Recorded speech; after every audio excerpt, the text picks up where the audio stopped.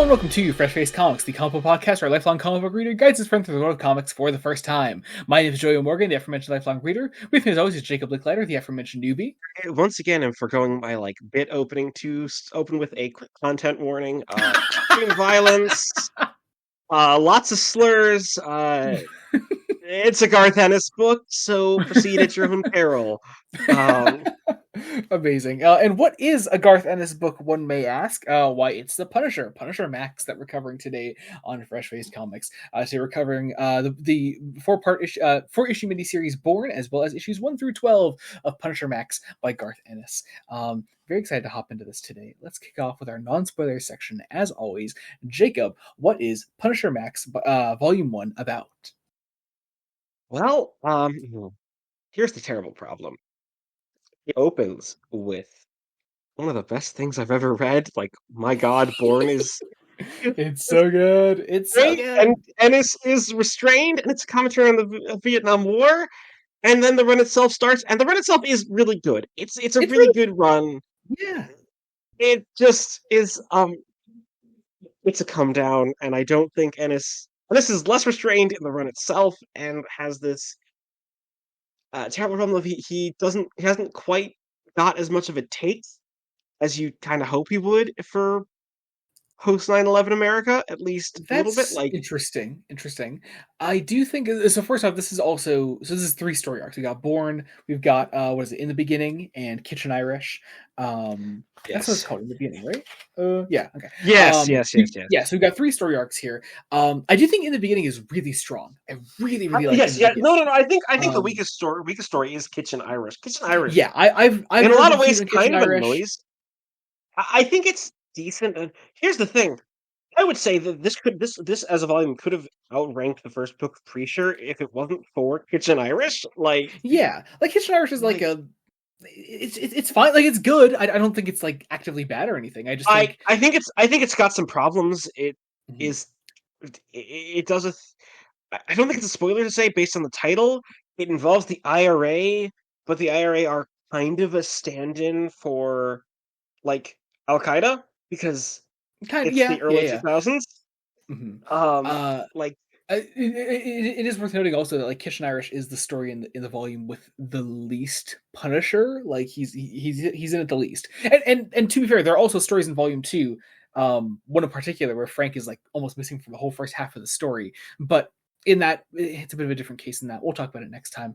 We'll talk about it next time. But Kitchen Irish, I think, is putting all of his chips in a story that is explicitly about a large cast of characters that are all brand new. He's not building on any previous characters in it. It's a lot to handle. It's a lot to get your hands on. He kind of struggles with it. He really struggles with it. Yeah. Because he's got a really emotional he's got a really emotional hook for the opening of the story because it's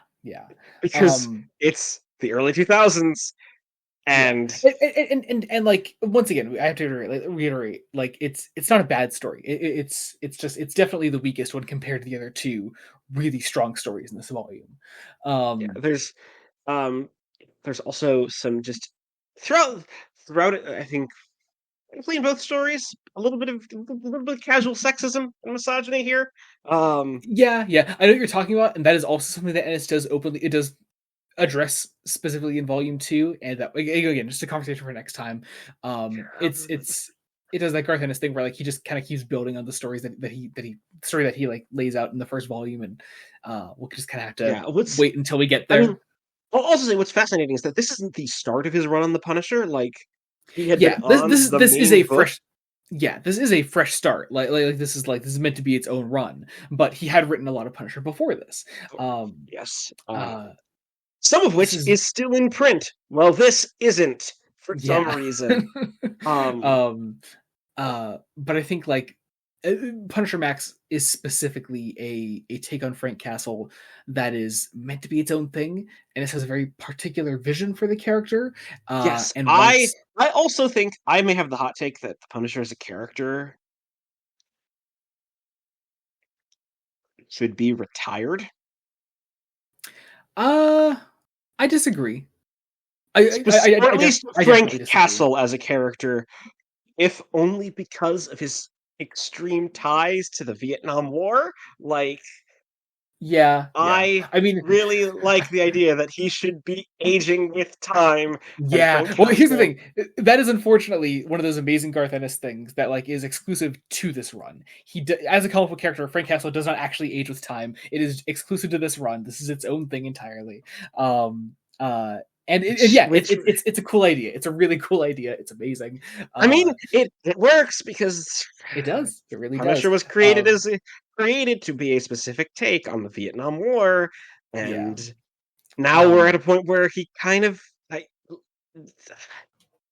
mean, it's, he won't mean the it's same kind of. things.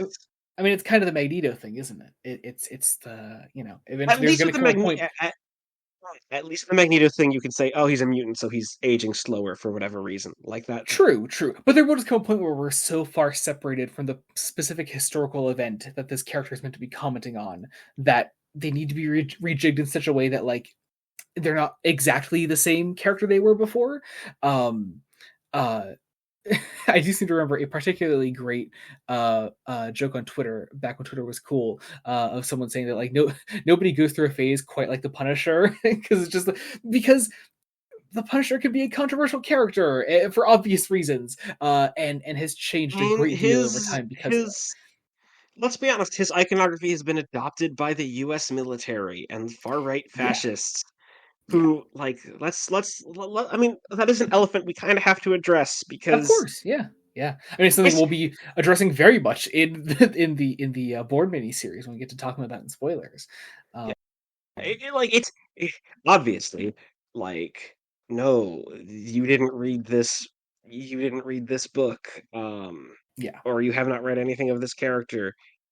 You just have started to adopt this mainly because I want to say the guys that killed Osama bin Laden had the Punisher skull on them somewhere. Like, I yeah, believe that's how it I actually think so. Yeah, really yeah. started to take off. And Mhm. And let's be honest, so the image is kind of marred by fascists because fascists ruin everything. of Like, course, yeah, yeah, yeah.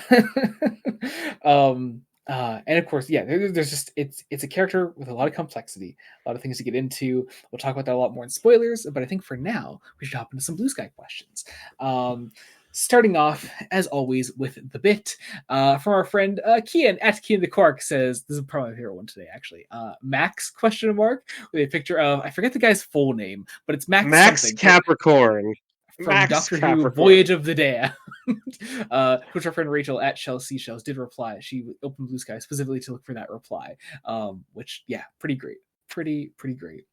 Um our friend Andrew at Andrew Doing Art says edgy comic question mark with a picture of Absalom Dak Dalek Killer Oh, from Doctor Who comics. Our friend Mason at the GG256 submits Punisher question mark with a picture of I'm very thank you for the alt text on this, Mason. The Postal dude from the Postal video game series, they look similar. I guess so. He kind of looks more like someone from the Matrix. But I suppose at times Frank Castle does as well. Keen also submits Punisher question mark with a picture of I guess we're doing Family Guy now. Peter yeah. Griffin literally just dressed as the Punisher. Um, all right, About, I believe in the context of the clip, about to do a school shooting. Like, is that it? Is that it? I yeah, feel like that's the joke. oh man. Our friend Jamie at Jamie Dash Season 7 says Punisher question mark with a picture of Hitman, a totally separate character Who from the is DC publishing label. who has no connections to the Punisher whatsoever, Garth. You definitely didn't Yeah, just make your Punisher OC yeah. into a DC character. Jamie also submits Frank question mark with a picture of Andrew Garfield from Doctor Who's Daleks in Manhattan, who played a character named Frank. Uh, Rachel also submits Bourne question mark with literally just a picture of Matt Damon as Jason Bourne. Not the reference I expected, but it's there. Um, our friend Mason also submits Max question mark with a picture of Tom Hardy from Mad Max Fury Road. Uh, Kean submits Frank Castle question mark with a picture of Frank Reynolds from Always Sunny in Philadelphia with holding a gun. I remember, isn't that the episode where they're trapped inside patties. Great episode. Love that episode. Then our friend Rules Panda at Joey Can Read This says The Punisher. Do not watch this movie, by the way. It's a clip from I did look into this. The Happy Time Murders. It sounds pretty terrible. I did watch the clip. Did you, Jacob? I didn't. I was kind of sleepy You for are a lot of you are today. you are a wise man. Good God, we had a lot of submissions for the bit today, but I think that's actually it for the bit. Next up, some actual questions. First up, from a new person submitting questions. I don't know how to approach this name. AAVE Don Paul Ackroy. I've got nothing on that. Submits thoughts on whether or not that should be canon. I guess I'm referring to the run as a whole. I mean, I don't think I'm one of those people that thinks like I don't know. I don't think canonicity makes me enjoy a story more or less, or enjoy a character more or less. I'm fine with this thing just existing as its own thing, and like It can be its own thing. yeah, I do think the Punisher should be retired. Like I've said, like we can retire Frank. We can have a different Punisher. It's fine. It's fine. We don't need it. We don't need it. okay. Next time I did forget about this. There is a submission from a Discord server. I'm not sure what Discord server because you didn't tell me which one it was from. From someone named Mattress. Says the Garth Ennis run of Punisher is a very close second to Greg Rucka's run IMO. It's always nice when the writers remember he's not a hero and shouldn't act like one. He should be doing brutal and hinged shit that makes the reader feel uncomfortable. Yeah, I mean, hey, I love Ennis's Punisher, obviously, and yeah, though Frank Castle can do heroic things. Yeah, no, he we should be pushing the envelope and telling people, no, this guy is not good. This guy is not okay. And he should not be someone you look up to. No, he kind of sucks, and that's like kind of the point of this book. Like, yeah, he's pathetic. Yeah. He's bad. I will say it is interesting. Going back to this first volume specifically, is that Ennis doesn't have Frank do anything particularly heroic yet in this, and there is one arc in the next volume that does frame Frank a bit more as the hero, but of course still, being the Punisher, still being Frank Castle. That I'll be curious to see your thoughts on when we get to that. Oh, that'll be interesting, because I will say I haven't actually started. I could have started the next volume, but I didn't because you could have, but you didn't. But yeah. Next up, our friend Andrew submits, the dialogue in this series seems to have come under a lot of scrutiny for feeling forced and seemingly trying too hard to feel adult. Do you feel the dialogue is unnatural, or does it help the story feel darker and more mature? It's about on par with your average Garth Ennis book. It's honestly more tame than your average Garth Ennis book. Yeah, he feels for the Max label being these are Marvel comics for adults. Ennis largely is kind of tame. Yeah. I'll say once again, I know I keep mentioning volume 2 in this, but it's only because I'm in the middle of rereading it right now. He has pushed the envelope a fair bit more in the second volume. They let him go. Here's the thing: I think his dialogue is best in. Again, part of it is just Born is just one of the best things ever written. Really damn good. It's so good. It's so good. Oh God, I do think I think Ennis struggles to give some of the side characters characterization in this volume. Post Born, I think especially it's best when he's like working with characters that kind of did like exist beforehand, like when he does Micro in this. Did exist beforehand, or if he's not like if he doesn't have like 4 different factions at play in one story, and you're trying to chunk them all. Yeah. And you're trying to remember who like Kitchen Irish. We're looking at you, which is weird. It shouldn't be that confusing. No, but there's so much going on. So when you don't give half of these characters names for several pages, it gets kind of annoying. Like that'll do it. But no, I mean, honestly, no. I think as far as making it feel more mature, yeah, it feels mature. It's definitely a mature comic.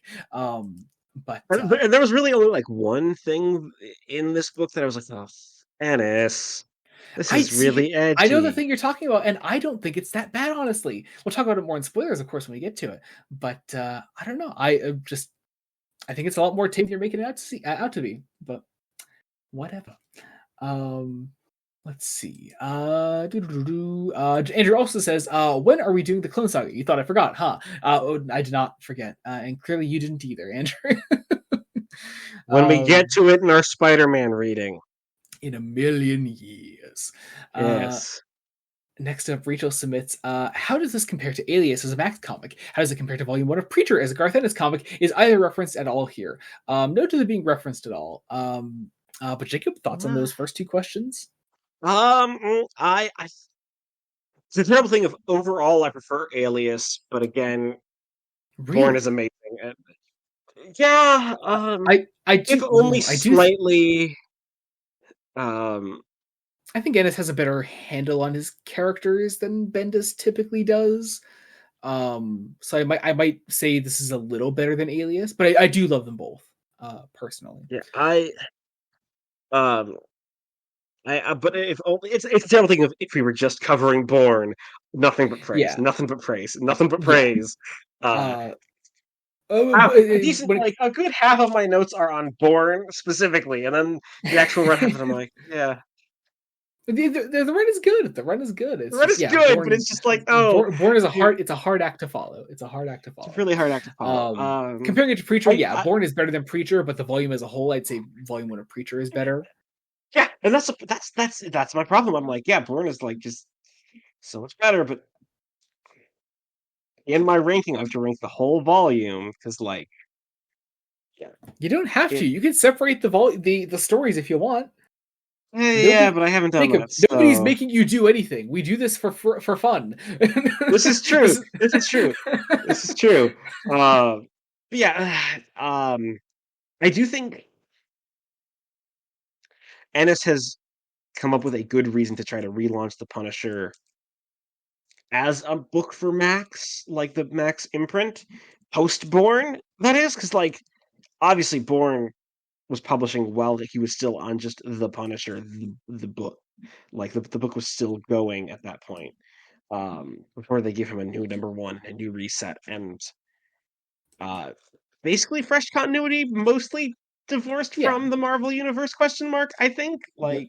like Yeah, you'll see a pretty important Marvel character show up next volume. One that I, I mean, I I have to tell don't. you, it's not a spoiler. He's in the first arc of the next volume, and it's someone that I'm sure shouldn't come as a surprise to show up in this series. It's Garth Ennis writing for a Max title does Nick Fury, and That works. That yeah, works I was gonna for say, like, it's what you'd expect. Yeah, um. more on that next time. I was gonna say I thought you were gonna say like Spider-Man because technically Punisher first No, appeared as a Spider-Man supporting character. yeah, And I no, hate to no, say it, no. I cannot imagine Garth Ennis. I can't imagine Garth Ennis writing many Marvel characters like it's the Punisher and Nick Fury, and that might be it. Like, I mean, he has done a fair bit of Ghost Rider, uh, which I his oh, Ghost Rider quite a that bit. I I don't know exactly. I don't know Ghost Rider well enough. Like, Okay, I mean, I hey, have that's fair. That's fair. I have the vaguest recollections of one of the Nick Cage movies. Mm, Um, but that's it. That's it. fair enough. Fair Uh, enough. But yeah, his Ghost Rider is good. Let's see. Rachel also says, what's your favorite song on the Phoebe Bridgers album? If you've heard any, I think there's an album of hers called Punisher. Rachel says, I recommend I Know the End, Chinese Satellite, Kyoto, and Graceland 2. I've not heard that album, but I will probably check it out now. yeah, no, I don't know the Phoebe Bridgers. Sorry. I'm Um, sorry.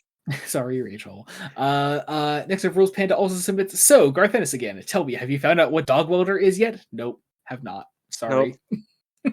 And then lastly, a set of questions from our friend Mason, who submits one. Which adaptation do you recommend the most? I mean, easily, yeah, it's the Bernthal one. It's the Bernthal show. You could watch the John Bernthal show separated from Daredevil, but also, I mean, why the fuck wouldn't you watch Daredevil? It's so good. Yeah, I was Yeah, gonna say we watched the 2004 movie for this. You don't need to watch the 2004 you movie. don't It's a need bad to. No, movie. no. It's I can bad. I can also recommend Punisher Warzone, which is a good movie. Just no Punisher adaptation will ever come remotely close to anything John Bernthal has ever done with the character. So, um, also his appearance in Daredevil I Born Again literally says ACAB, and it's pretty great. I have several complaints about the 2004 movie that I'm sure we'll get to because Indeed. um, Number two, what is maxed out about this story? The violence. The violence, I would the say. violence. The violence. Oddly enough, again, not so much in Born, despite Born is quite There's violent, quite a but it bit of never. violence in war. Yeah, but it never feels as exploitative as later Garth Ennis can. I It's suppose. very, Yeah. in a lot of ways, it's kind of subdued, like Yeah. visually. Hmm. It's, Um. Eric Robertson's art is So good. fantastic. Oh my god, It's the best gorgeous. art of the book is the problem because each each arc has a As different a different artist, but artist. they're Yeah. on the yeah, but they're on it for the whole thing, and that really helps as well. Yeah. Yep. 3, is the Punisher an incel? Decidedly not. Decidedly no. Definitely No, not. he fucks. Um, He he fucks. definitely That's the fucks. problem. Yeah, he fucks pretty hard. Number 4, can we do a commentary track for the 80s film at some point after our current roster, of course? Yeah, sure. Fuck yeah. I don't see Yeah, why. sure. I've never seen it actually. I always forget there's an 80s movie because for me it's always just the Thomas Jane, the Ray Stevenson, and then John Berthel. That's it for me, you know. Um, Again, but fascinating that The Punisher has done 3 movies and a so TV yeah, show. yeah. I mean, once again, he's a character that people love, not necessarily always for the right For the reasons. right reasons. Yeah. Uh, Last question for today. What does the Punisher have that other heroes don't? Oh man. well, he's not The a fact hero. that Like I was gonna say, he's yeah, not a yeah. fucking The hero. fact that he's not really Like a hero. I mean, once again, like wouldn't Frank even. Castle can't. I would. I would He even can't. call. Oh, you go ahead. Sorry.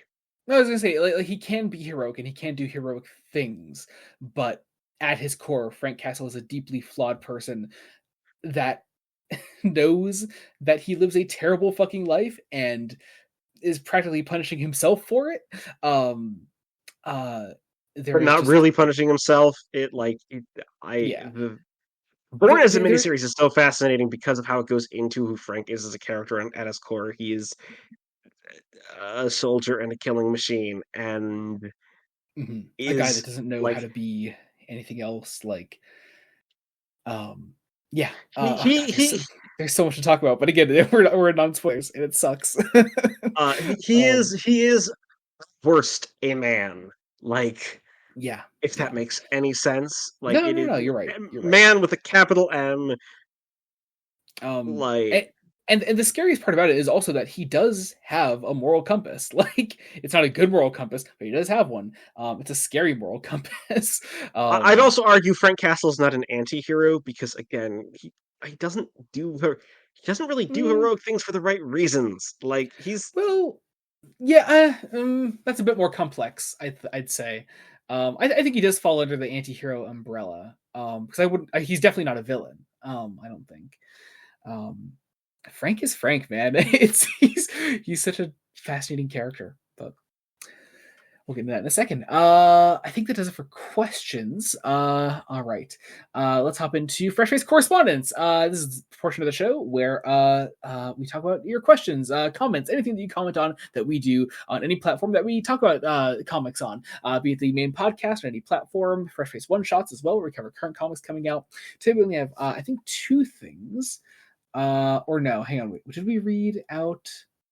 Okay, no. We did read out the ones from Death of Captain America. Okay, so we have comments today from our Batman 66 bonus episode and from Invincible Iron Man. First off, from our Batman 66 bonus episode, our friend Jamie on Spotify says, how come Batman doesn't dance anymore? I don't know. I feel like Batman should dance more. I feel like I should. that's something that Matt Fraction would actually write into his Batman run at some point. I feel like we can get it out there. It can happen. And then from our Iron Man episode last time, Jamie also says, I can't wait for you to cover the issue where LaRocca traces the Hide the Pain Herald meme. I don't remember what you're talking about, Jamie, but I'm sure it exists. I'm I don't remember it though. Oh no. Yeah, we'll get to that, I'm sure. All right. I think that covers it for correspondence. As always, if you want to be on Fresh Face Correspondence, you just got to comment on literally anything. Anything that we put out comics-wise on our one-shots, on the podcast, anything on any platform, we will read it out here. Otherwise, I guess we're going to hop into our spoiler section very shortly. Before that, of course, I must encourage you all to check out things that we have in the description. If you're not sticking around for a spoiler discussion, we are just covering volume 2 of this next time. It'll be the next 18 issues of the run, so we're covering that on the next episode of the podcast. If you're not sticking around for that, there's all kinds of fun stuff down below, like our Patreon, patreon.com/Blood Donut Studios. You can get all kinds of fun things there, like early Star Trek reviews, exclusive Star Trek commentaries, fresh face extras, bad movie commentaries, and if you're not any of that, there's a general support tier down there. You get your name down in the description of every video we put out. People are seeing your name down there, see you're a cool person, and they want to be a cool person too, and they'll join the Patreon. That's exactly how it goes. I have it on good authority. Yes. Otherwise, our link trees, our socials, everything is down there below, as well as Amazon links to the books we covered today and are covering next time on the podcast. All right. Let's do this. Consider this your official spoiler warning. Let's hop into Punisher Max Volume 1 with Born number 1. Oh man. Right. So I'm going to say I adore the rhetorical decision not to have Bourne be told from the perspective of Frank Castle, but of a soldier under Frank Castle in the last days of the Vietnam War. I also love this idea that Frank, as a veteran, wasn't even in like the worst of the Vietnam War. He was on the outskirts through the entire thing. And this is very clear in setting Frank Castle as fucked up from the beginning. Like, this isn't a... So, we also went into, Jacob, what's your history with the Punisher? I was aware of Frank Castle's backstory. Like, I knew... you know the dead family backstory, I imagine. The family! He was a Vietnam vet. And, dead family. And that's what makes him have this one-man war on crime, where he's going to punish his family's killers, and it's a cycle of violence. We have, of course, also read various small appearances of Punisher throughout other things we've done, such as his appearance in Frank Miller's Daredevil. He was in Civil War. Is that it? I feel like there was something else. That's pretty much it, I think. Pretty much it, yeah.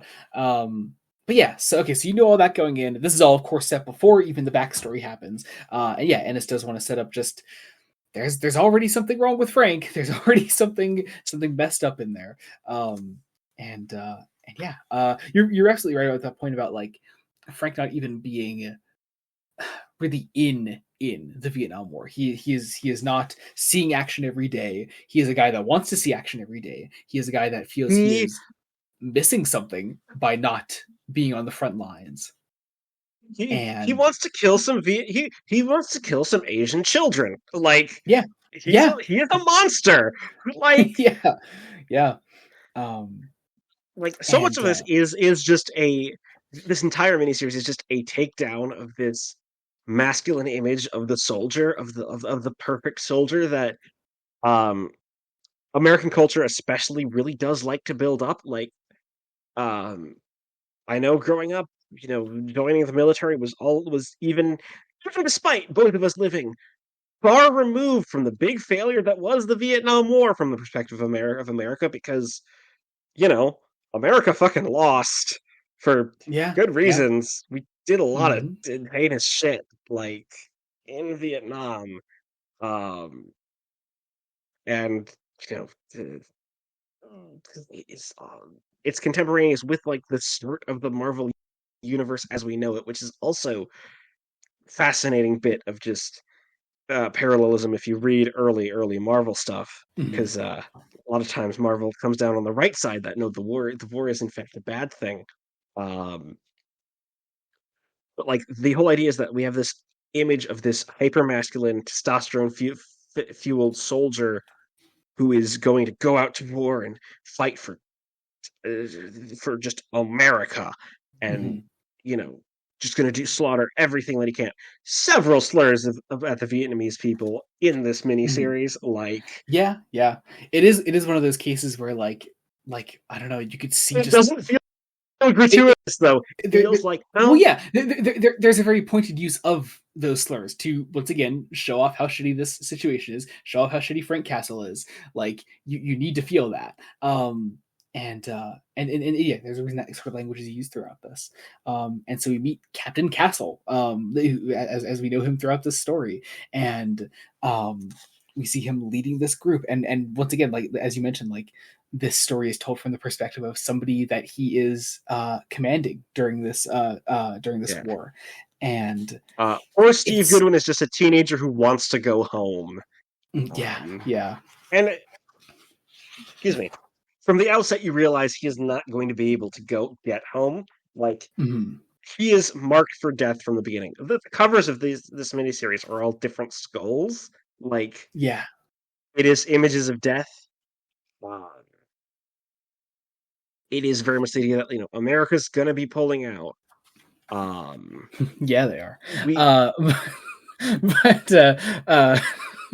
but but a lot of the early portions of this first issue in particular are fairly dialogueless, and they're meant to like merely make you feel these early portions of this war. And a lot of this is just Derek Robertson carrying the early portions of this miniseries.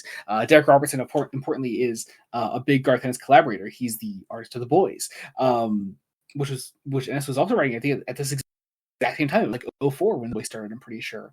Um, and so yeah, so we have Robertson here, really just doing a great job, I think, of showing just the sheer cruelty of these U.S. soldiers here, of Castle in particular. I really like it. I know there's this it's go on. excuse me. No, sorry, having a slight coughing fit. Give me just 1 second. Oh no, okay. So there's this lovely idea that Frank actually cares about his men. No, he doesn't. No, Some no, of them God get no. blown up. He doesn't care. Mhm. Doesn't care. Frank will end this miniseries killing his own men as well. Yeah, like like uh, I love this idea that Steve Goodwin wants to get home, wants to have kids, and then never actually tell them about what he experienced in the war because he essentially experienced the real America. Um, mhm. um, and Ennis decides, all right, let's take down the central command of the American army because we get this scene. It's like it's the one big sequence of this book, not from Steve Goodwin's perspective of this first issue. Mhm. Yeah. Uh, with Frank and his commanding officer, uh, who lets him know, hey, a general's coming in, and well, I seem to have I seem to have gotten sick again. I'm down with malaria once again, just so he can shirk his duties, Mhm. because you know, um, you know, just make sure you get the general here. So Frank Castle listens to his colonel, gives him the tour, and tricks the general into walking up a hill and getting his head blown off. Like, Yeah. in this fascinating little look of boots on the ground, if that makes any sense of here's what Mhm. war's fucking like for Vietnam. Like, Yeah. And here is where we start to see towards the end of this first issue, what Frank is all about, who he wants to be within this war, and that is that he wants to continue to live in this war.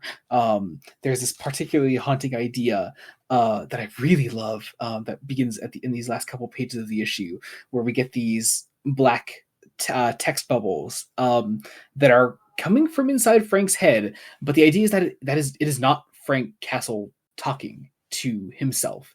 It is something darker in there. The it beginnings is of the Punisher, like it is the Punisher ideally. Like it is it's that the version of idea of that it's the idea that he's going to have to make some deal with the devil, except part of Ennis's point in this entire thing. Frank Castle did not make a deal with the devil. He didn't Frank. give in to Yeah. some urge. He was always like this. Mhm. Uh, and no matter Um, and while he tries to rationalize the death of his family as part of this deal and lust for war, it's not. It's yeah, not. It's a thing that happened. and Uh, that takes us into Born number two. Oh man.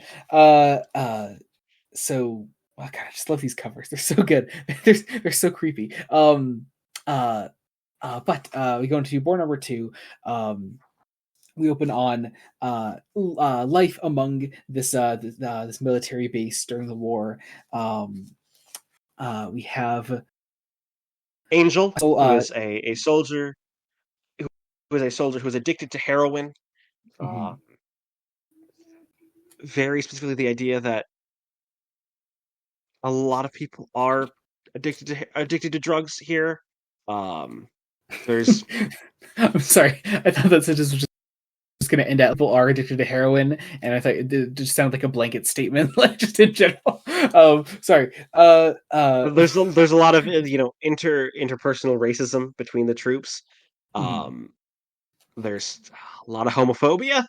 Um, mhm, like the younger boys in the army are expected to be gay, mhm. um, as a derision. Um, Yeah. And and so Captain Castle takes out his platoon for the day. They go out searching for more Vietnamese soldiers.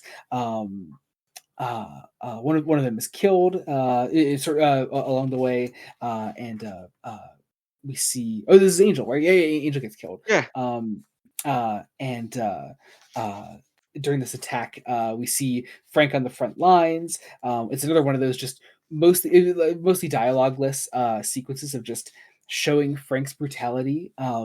Once again, Robertson just as a good hammering this soldier. home. Hmm. And then we get the very much, oh, hey, the United States military did love to rape its opponents, quite literally. Yeah, Like, this is such a which is, fascinating sequence here. Um, once again, um, see Jacob's trigger warning at the start of this episode. So we have they find a young Vietnamese woman, and as she is sort of like bleeding on the ground, one of the soldiers takes her and like forces her into the ground and begins to rape her. And what Frank does is he walks up to this guy and shoots not him but the woman he is raping. Um, the guy left with that idea goes to like the river to like sort of like wash himself off. There's like blood all over his face, and Frank then walks up behind him and pushes his head into the water and drowns him and kills him. And this yeah. So whole we yeah. should say this is this isn't just a commentary on the Vietnam War. Yeah. It is also a commentary on the Iraq War Hmm. post 9/11. Like, this is 2004. We Yeah. are troops on the ground. We've invaded Iraq, and we already start to know a lot of the shit that went down that the United States military did overseas, essentially in the name of oil. Like, Hmm. the war on terror wasn't a war on terror; it was a war for oil, because of course it was.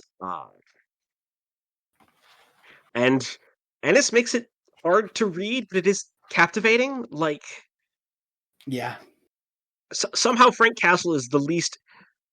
There's exactly one good person in this first miniseries, and that's poor Steve Goodwin. He's our Yeah. poor Yeah. innocent guy who was explicitly drafted into the war. We should make this Hmm. explicit. He was drafted. Yeah. He did not The have a implication is choice. everyone else signed up. Yeah. Um, Yes.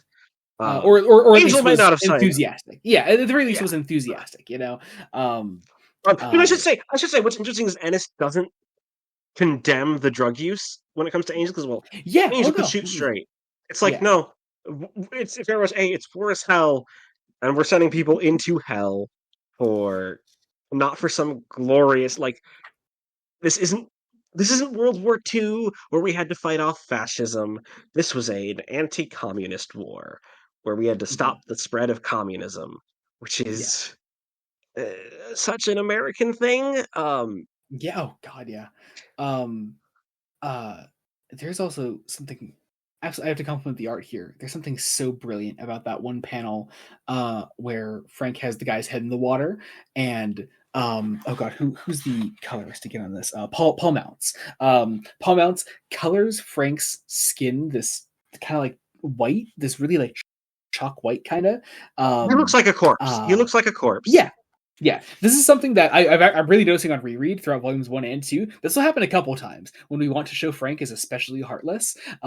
Is they will color him like a corpse, and they will make him seem less human in that really subtle way. It's so brilliant. It really is. I fucking love it. Steve does notice. He did see Frank kill this guy, and we get this scene towards the end of the issue, at the end of the issue, where Frank talks to Steve because Frank knows that Steve saw him, and we just get this line of Steve going, "I was scared, sir. That was all. What made you do it?" And there's a blank panel of Frank's eyes just staring off into nothing, and then another panel where he says, "I wanted to punish him." And Steve goes, "Oh, what about the girl?" Frank goes, "Don't be stupid. I put a VC sniper on a medevac, and not a man of the platoon ever trusts me in combat again. I hand her over to Intel, and she doesn't tell them shit. The ARVN interpreters take turns with her, and then they shoot her in the head. Goodwin, you don't have to be scared of me." Frank walks away, and Steve is left with that, and that is where the issue ends. It is such a it's probably see, if it weren't for the final scene of the miniseries, that would probably be my favorite whole sequence of events in this miniseries, for just showing just the sheer brutality of it all, and really getting into Frank's head for the first time and showing that creature within him that will become the Punisher one day. I don't know, brilliant stuff. That brings us to Born number 3, though. Born number 3, The Third Day. These all have been titled like First Day, Second Day, Third Day, etc. Yeah, we get into this. We get into Born number 3. Which is all about how it's like, hey, America can't lose Vietnam. Like that's what we're trying to do, but we can't do it. Like, like we just have to keep fighting and just slaughtering people. Of course. Because we need to show the world that no one fucks with the U.S.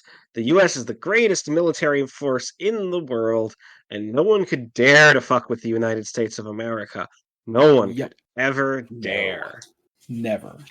And so you get this sequence of that opens the issue of just like bombing the Vietnamese people.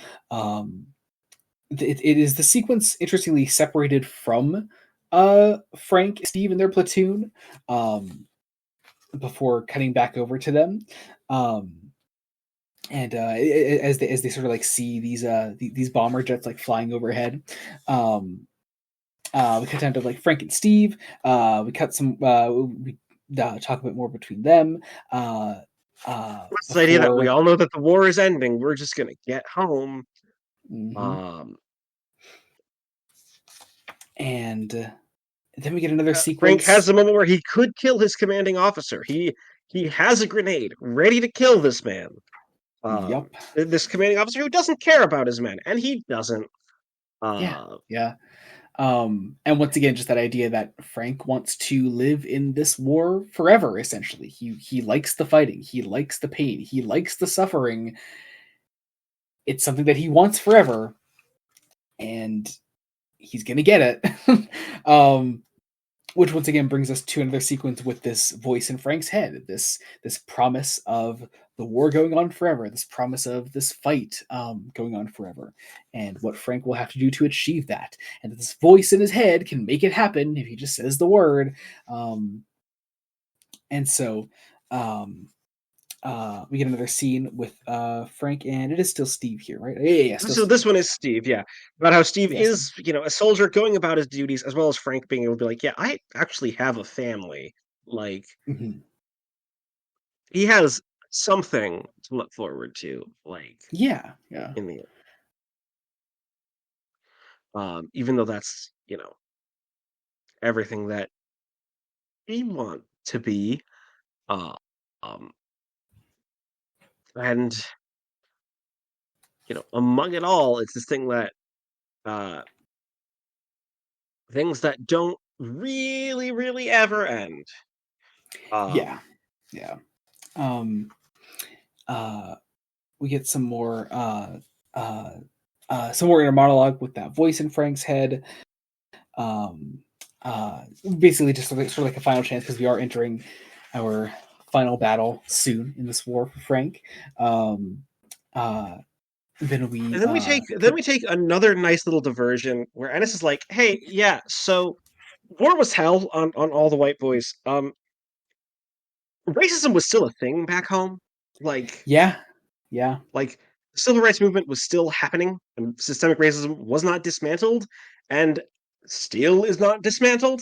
Um, if anything, it's being upheld in so many ways. Uh, and it's nice that Ennis is willing to acknowledge it. Like, yeah. It's a great little scene here. And I really enjoy that. I don't know, it's just cool. It's almost like this is a good mini series. Fuck, it's so good. But after that, it is time we enter our final battle here. As basically because the Firebase Valley Forge is under attack, by Viet Cong forces, and Frank Castle's going to stand up to fight, and that's where the issue ends. taking us Uh, into our final issue of Born number 4. I love that the cover of this one does not feature a skull. It is just hands over a face. It is how the issue opens. Um, it is this uh, man dying as like blood runs down his face, grabbing onto his face. It's fascinating to see that cover sort of like blend directly into that first scene. It's just really cool stuff.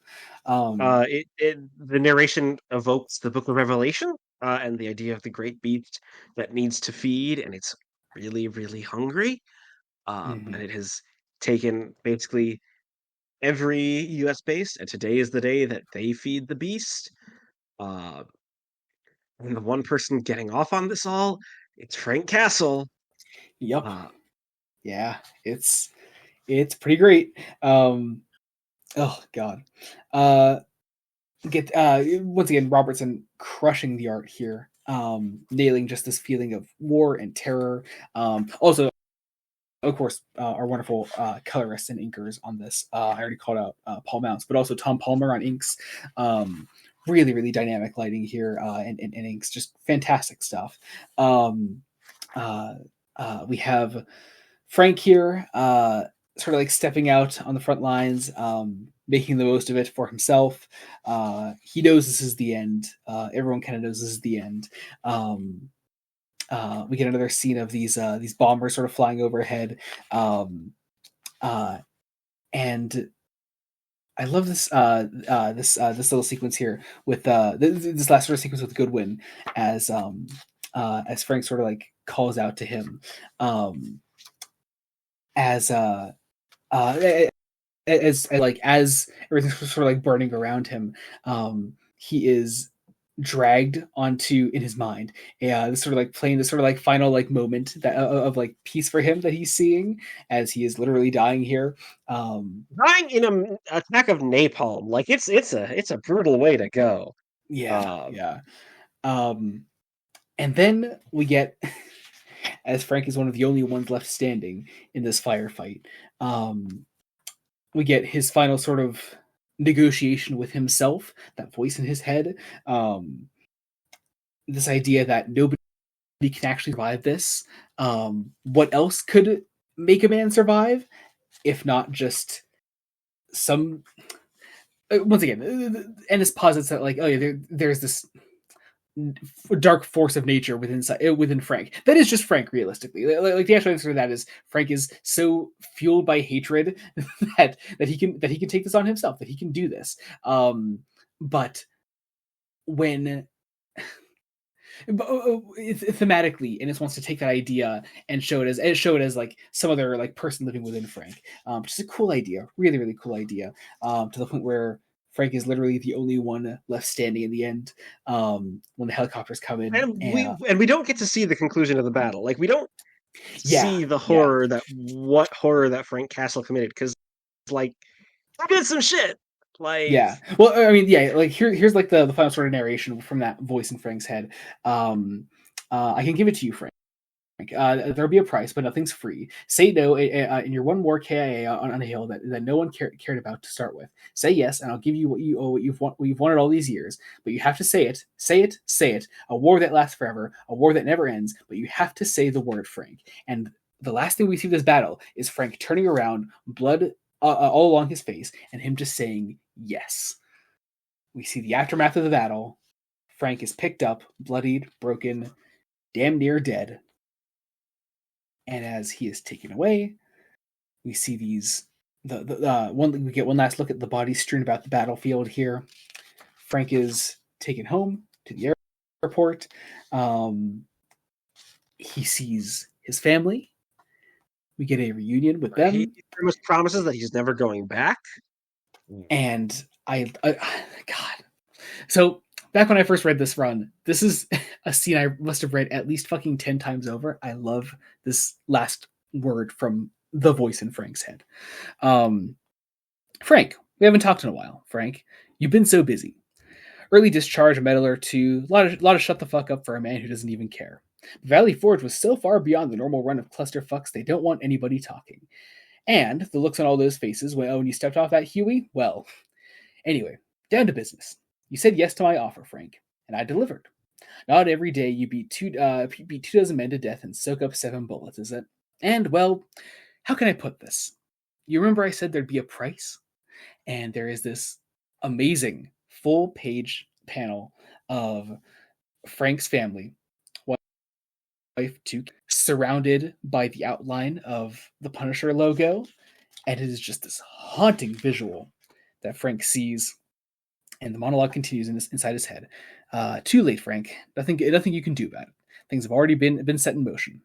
Besides, in a moment or two, you'll have forgotten this little talk of ours entirely. Just enjoy what you've got for the short time you'll have it. And who am I? Let's just say we're in the same line of work, Frank, and I've been at it for a lot longer than you. Let's just say we'll be good friends, although you'll never hear from me again, and you'll keep me busy doing what I like to do. And let's just leave it at that. And then Frank's wife says to him, we kind of lost you there for a second. Frank says, it's okay. It's nothing, honey. Hold on tight. And as he hugs his wife, we end the issue and the miniseries there. And there really is something to be said for this collected edition. Yeah. Ending the miniseries there, and then Punisher #1 opening with the full panel of the grave of Maria, Lisa, and Frank Castle. Fuck, it's so good. It's a lot. It's a lot. It's so good. Oh god, it's so good. Sorry, before we hop into Punisher #1, final thoughts on Bourne. Bourne it's perfect. It is perfect. It's so good. Oh, it is God. It's so it is an understanding of it is both a commentary on Vietnam and what the U.S. military was doing at the time and continues to do. It's a lot more restrained than you might expect from Garth Ennis. Like when he didn't have to train himself, he could go on as crazy as he wanted to. To be fair, it is still unashamedly Ennis. Like the guy, I don't think the guy has ever compromised himself to tell a story he wants to tell. You always know when you're reading a Garth Ennis book that you're getting what he wants to show you. And it's just in Bourne's case, it is particularly brilliant. Perfect book. No, not a single bad thing to say about it. It's so good. Yeah. So let's hop into Punisher #1, In the Beginning, Part 1. As I mentioned, of course, already. The open on the grave of Maria, Lisa, and Frank Castle. Oh man. Once again, also, I always like the thing of just placing a set timeline on comics, like when they take place, obviously using the Vietnam War for that, but also literally saying like, hey, when these characters died, how much time has passed in between, showing Frank visiting their grave, and that being where this comic opens, but also importantly for people that have never read a Punisher comic book before, it opens with what you'd expect. It's a very nice, succinct retelling of the death of Frank's family and the origin of the Punisher, and it's really good. It's really effective. Going into In the Beginning, we have art in this arc by Louis LaRosa. who I think really especially nails those. It's not a ton of panels to retell the backstory, but it's like 3 or 4 key ones that really just that hammer home the deaths of each of those people, his wife and his 2 kids.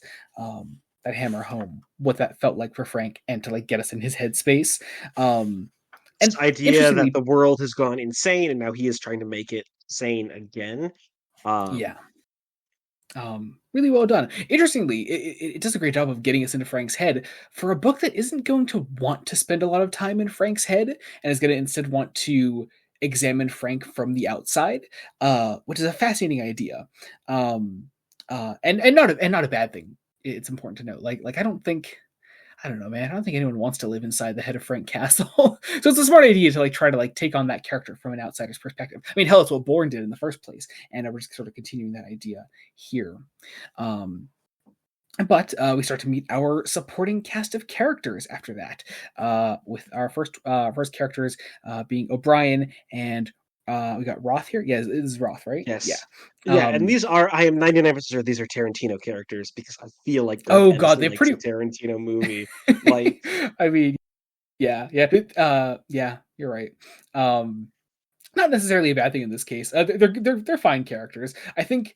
uh, Um, O'Brien is a bit annoying because she is almost exclusively characterized as desperately want to fuck Frank Castle. yeah, Like, yeah. Oh man, wait, I'm so fuck. Hey, okay, shit, fuck. I need to. I need to be reasonable with myself. You've only read her in this. Okay, she's gonna show up later. She's and this is gonna I have a was lot gonna more to say say about. they do survive And this this. is yeah, and this is gonna have a lot more to say about Roth and O'Brien, specifically O'Brien later on in the next one. I I understand she's not amazing here. No, she Uh, is slightly. She's probably the one of the weakest aspect of this arc, only because it's just like, God, your one female character is defined by just wanting to fuck Frank Castle, and like, I'm sorry, I don't, I don't know how someone it's I could mean, want to fuck this. it's a stupid running gag. I don't think O'Brien has any like real depth in this story. But No, yeah, she no, doesn't. but no, Um, yeah, she's gonna pop up again later, and I swear she's better there. yeah. um, A lot of this uh, one is, Garth Ennis likes The Godfather. It's like, what if yeah, we drop the Punisher in the opening scene of The Godfather and just yes, so anyway, I yeah, started blasting. Like, yes, yeah, just um, killing this geriatric mob boss, and then just yeah, walking out of the party. Massimo Cesare turned 100 today, and it, the action itself is a whole lot less restrained. I'm like, oh, there's more of that Garth Ennis. Like, Oh, I mean, in it's this opening good. scene, really? It's This is good.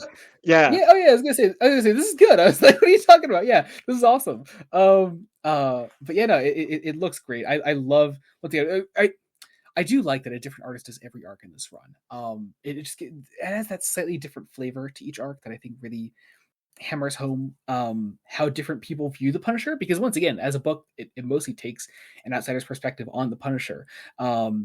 I think that just the art goes changing artists like that goes a long way to showing that point.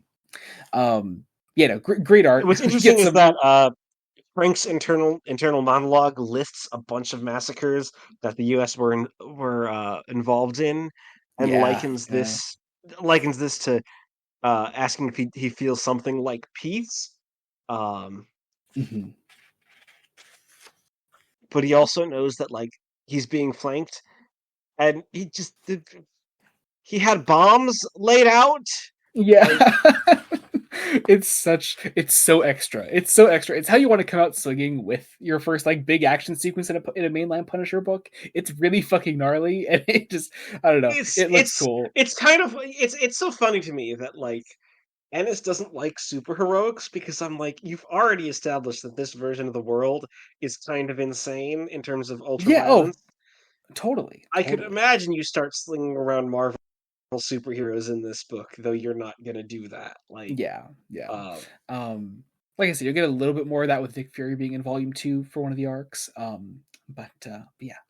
Um, But yeah, big, huge action sequence. Looks great. Love it. Really sets the tone for this first arc.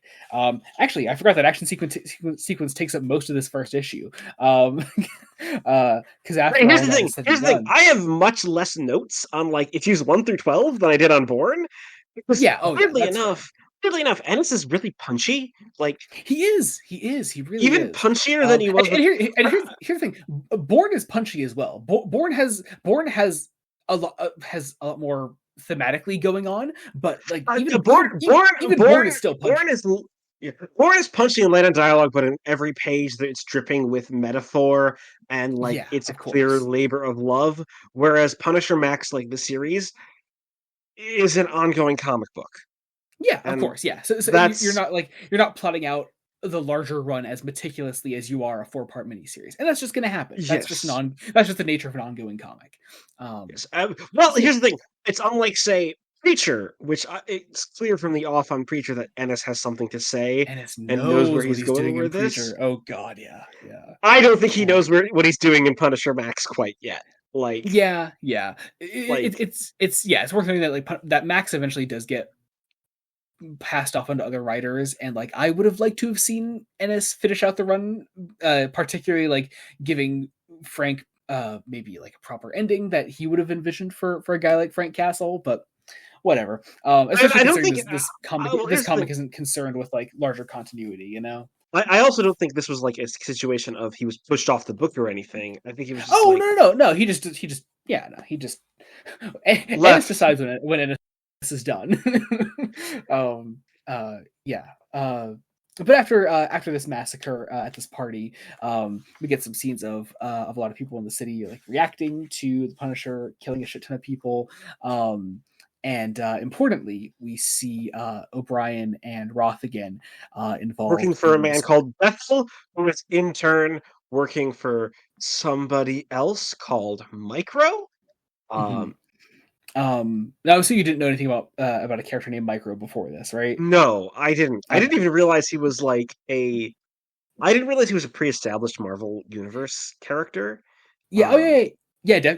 His yeah. Like, they call him Micro. His full thing is like he's Microchip. Is the name is like sort of like his comic book name, if you will. He was played by oh god. He was in the John Bernthal series, and he was played by I can never pronounce his full name. I always feel so bad because it's Ibon Moss Bacharach. I think is always how you pronounce it. He's that guy. Uh, uh, he's Ben Grimm in First Steps, Fantastic I was gonna Four. say Um, the current yeah, thing, the current like the current thing. Yeah. Yeah, he was yeah, that's who he was played by in the John Bernthal series. And he's fantastic in that.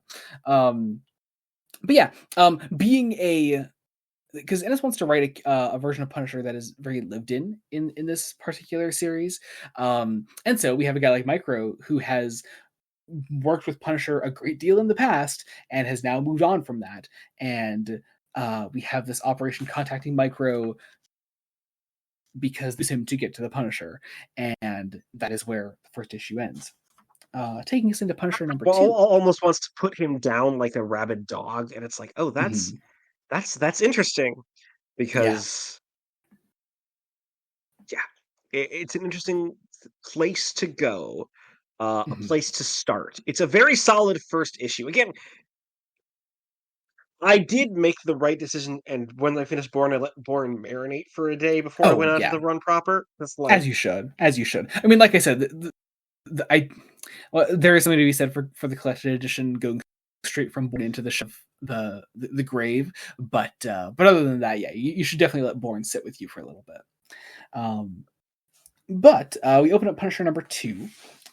With our funeral for our 100-year-old mob boss, and uh, a car at this funeral also gets blown up by Frank Castle because man, he's really out for these guys.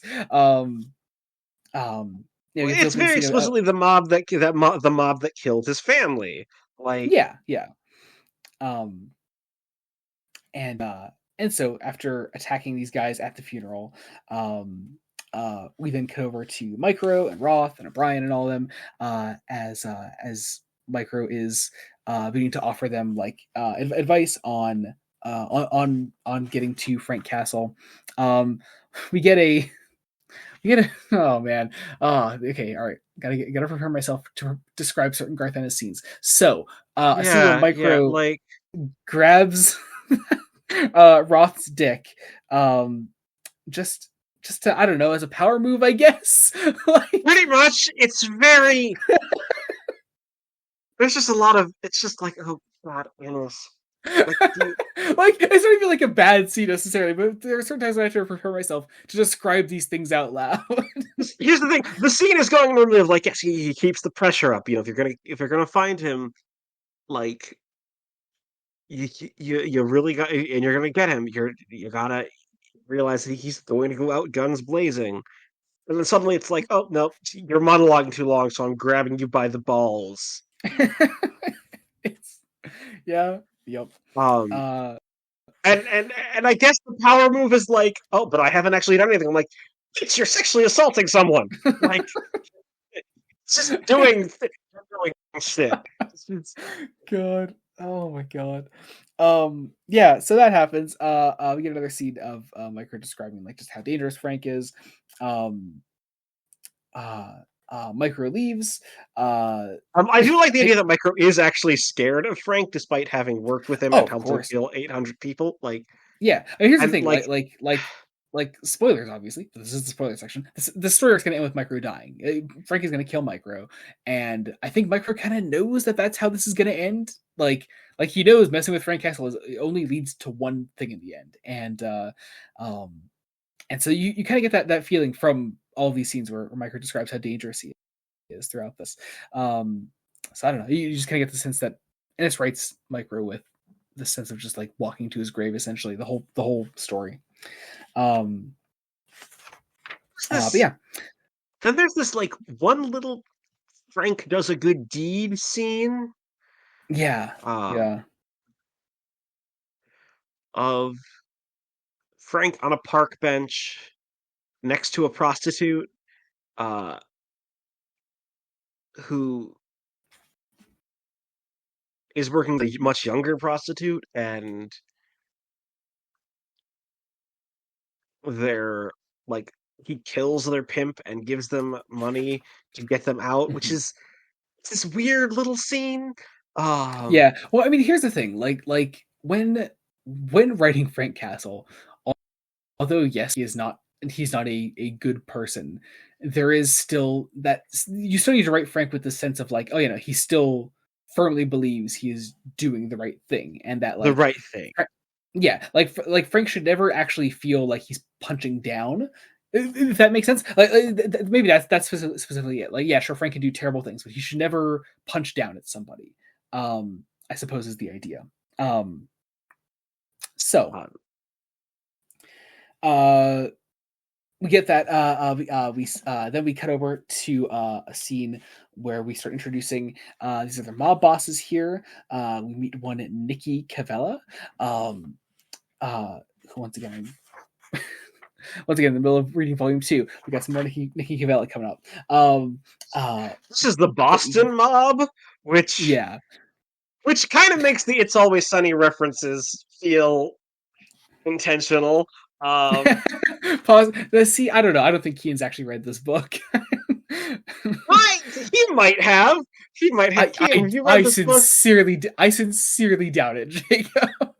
I think Keane was just making another Always Sunny joke because he loves making Always Sunny jokes. He also keeps trying to get me to watch more "It's Always Sunny," and like, yes, I mean, I it's a should, great but I have show. other things. I've watched the first 3 episodes now, so I have technically Hey, watched very "It's nice. Always Sunny." Does that But include the one with Michael Rosenbaum, or is that episode no, 4? I think it might be episode 4. Anyway, but yeah, so we meet a bunch of our Boston mob bosses, and who fairly. speak in phonetically transcribed accents, Of like. course, you have to. It's a Garth Ennis book. You gotta, man. But yeah, no, a whole big sequence of just mob bosses trying to get together, figure out how to team up and go after Frank as a unit. We cut over to Frank after all this, who is with a preparing his. one page superhero suiting up scene, but like Mhm, so clearly framed in this way of like he kind of sucks. Like he thinks of himself as Jesus, and that's kind of mhm. pathetic. Like Yeah, yeah. that's I what mean, the also we have to narration and art is yeah, screaming to me. yeah, and of course, I mean, it's also important to note that like for this book, like it's meant to take place in the present day. At the time out, a lot of time has passed. Frank has been the Punisher for a long time, and he is past his prime. So there's always this sort of sense of like of Frank sort of slowing down, um, that I find really interesting when we're portraying Frank in these in this like suit up moment. Um, yeah, we cut over to Micro, who goes out and confronts Frank. He immediately shoots Frank. We get this standoff between them as our issue ends with Micro shooting Frank, presumably in the head. Yeah, Uh, but then we go into Punisher number 3, where we open with our mob bosses again, visiting. Who is this in the hospital? I forget. Ooh, I'm not entirely sure. Either way, this is a guy the mob bosses are killing. And we get some more news on the Punisher. They're that watching he news has in the been hospital. arrested. Like Mhm. he, he has been There's a arrested. there was like some initial confusion about what actually happened at the scene, but no, like Frank has been taken into custody is the official story, and he is being held in this lone in this dark interrogation room, chained to a chair, quite literally chained to a chair, as Micro walks in to talk to Frank. We have, of course, And the excuse is stun rounds. Is the what they excuse say is for that the rubber bullets. I'm sorry. Look, that's still a shotgun to the face. I mean, come on. yeah, like it That's doesn't matter. Like rubber bullets aren't meant to hit people. Like they are meant to yeah. be shot at someone's feet. Like You would of Spring course Castle know should be you would dead. of course know so much because you love guns so much. Shut up. God. God. You're the one that started getting all gun expert on me now here, Jacob. Um No, this is knowing things about how protests are disrupted by the establishment using rubber bullets to bodies instead of the feet like they're supposed to be used, even though still that obviously like using force against a crowd of peacefully assembled people is wrong. Um, indeed. uh, um but yeah, Also, oh my God, Frank past his prime. Frank Castle is just like he you looks can so see that he's so full feeble. of himself. Oh god, yeah. Like Yeah. Like, oh man. There's something these scenes always stick in my mind when I think back on this run, of just showing how much Frank has aged over time, and really just showing him in this singular, like almost like spotlight kind of lighting on him here, just showing every single wrinkle on his face. Um, yeah, great stuff. Uh, we cut over to Roth and O'Brien, who are watching the they're news, listening seeing. in. Oh, yeah, listening in, yes. Uh, and O'Brien is, of course, still horny for the Punisher because his voice is all dark and gravelly and whatever. Um, but they're watching the news. They see there was this witness at the scene where Micro shot Frank, and so they want him. They want Roth to go after this guy to just make sure he stays quiet. Um, we get another scene in the interrogation room. Micro pulls out the big guns, as it were, by showing him pictures of his family, just trying to get Frank to talk because Frank isn't speaking this entire time. Um, we then get another scene with our mob bosses, who have also become aware of this eyewitness and also want to go after this older guy that saw everything that happened with Frank. Um, Let's see, another scene with Frank and Micro. We get a lot of stuff on Frank's backstory and his history with Micro. We get some reflections on Frank's time in Vietnam and Micro's sort of like Very psychoanalysis. explicitly making like born a part of this story, Yeah, which I think, yeah. which I'd argue is quite important to just so much of what Ennis is doing with this book as a whole. Um, that like you kind of need you kind of need do you do need that story to be there for this to do whatever he wants to actually do with the book Mhm. when the run is said and done. Uh, and I do love that showing Frank his family is what gets him to speak, and he'll just like put them away, or you'll have to kill me. It And is Brew does just that. He puts away the pictures, like now that Frank has spoken, like it has gotten serious, and Micro, you just once again get the feeling that like he knows how much danger he's in. Like he knows he's not making out of this story pretty much. Um, he knows again, he's a man marked for death. Like that, this yeah, is yeah. Oh, so good. Uh, but we got to see with O'Brien, having now heard his voice. Uh, we then cut over to Roth, who is there to talk to the eyewitness. Get him to just be quiet, shut up, etc.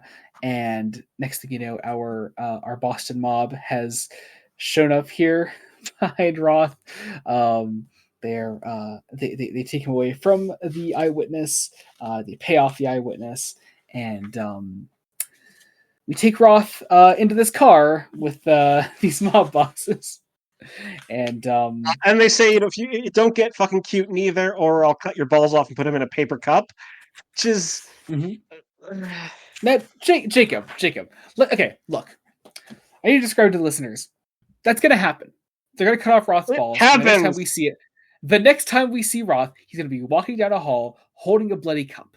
And like, look, I don't think it's as bad as you're making it out to be, Jacob. I really don't. You don't see it happen. You don't see the balls chopped off. You don't see his dick. Like, I don't know. I don't think it's that bad. Oh wait, it's still a thing that I really happens don't, in this. Jacob. It's yeah. I don't think it's any worse than Micro grabbing Roth's dick.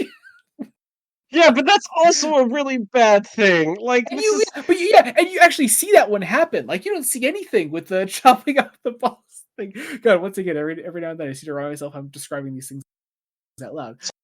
Like I I know, don't know, so man. you got to describe Garnett shit. I describe it, yes. But no, I don't know. I really don't think it's as bad as you're making it out to be. But whatever. Um, all right.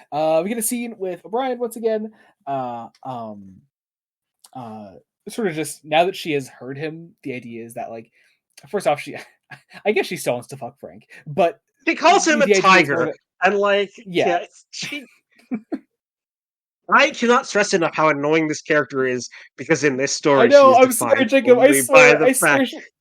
I swear she gets better. I swear. You can say that all you want, man. I know, She's still like, I swear she gets better. But no, but there's also the idea that like now that she has heard him speak, like she knows that how dangerous he is. Um, but yeah, we end the issue then back in the interrogation room, with Frank making with Micro making an offer to Frank, to can we talk join about up what with the him. offer is? Because I think the offer is brilliant. Yeah, Like, yeah, go ahead. It's pretty great. I mean, we delve more into it, of course, with that start of Punisher #4, which we're going into now. yeah. Well, the offer is let's leave Punisher behind altogether. It's let's kill you in custody because this is kind of how we open Punisher #4. Um, Mhm. like, I and mean, let's there's a strong line that opens Punisher #4 with Micro just saying, "How would you like to hunt Bin Laden?"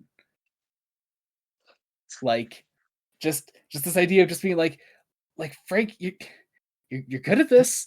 We can What purpose does Frank Castle serve in a post 9/11 America? yeah, like, Like, ugh.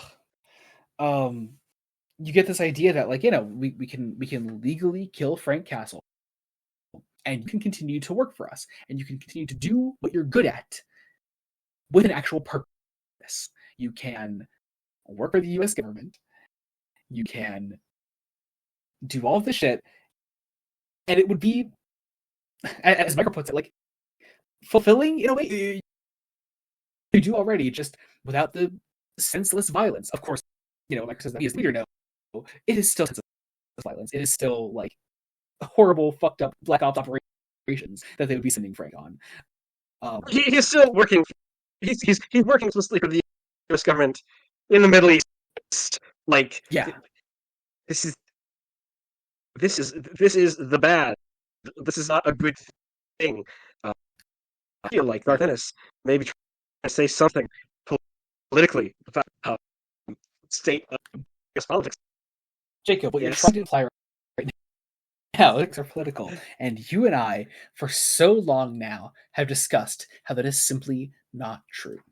So anyway, I love especially the in the beginning title page, the full panel of Frank's face. Once again, just as that offer is laid out for him, getting that really wrinkly close up of Frank's face, like He looks so old.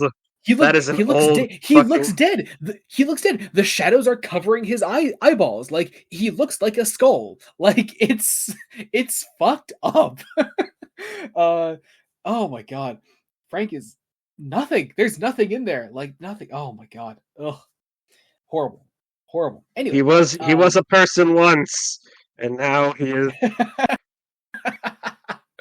Oh god. But yeah, all right. Cutting back to our mob bosses. One of the guys has to get out to vomit at the side of the street because of what they just did. Just fucking... He does it twice, in balling. fact.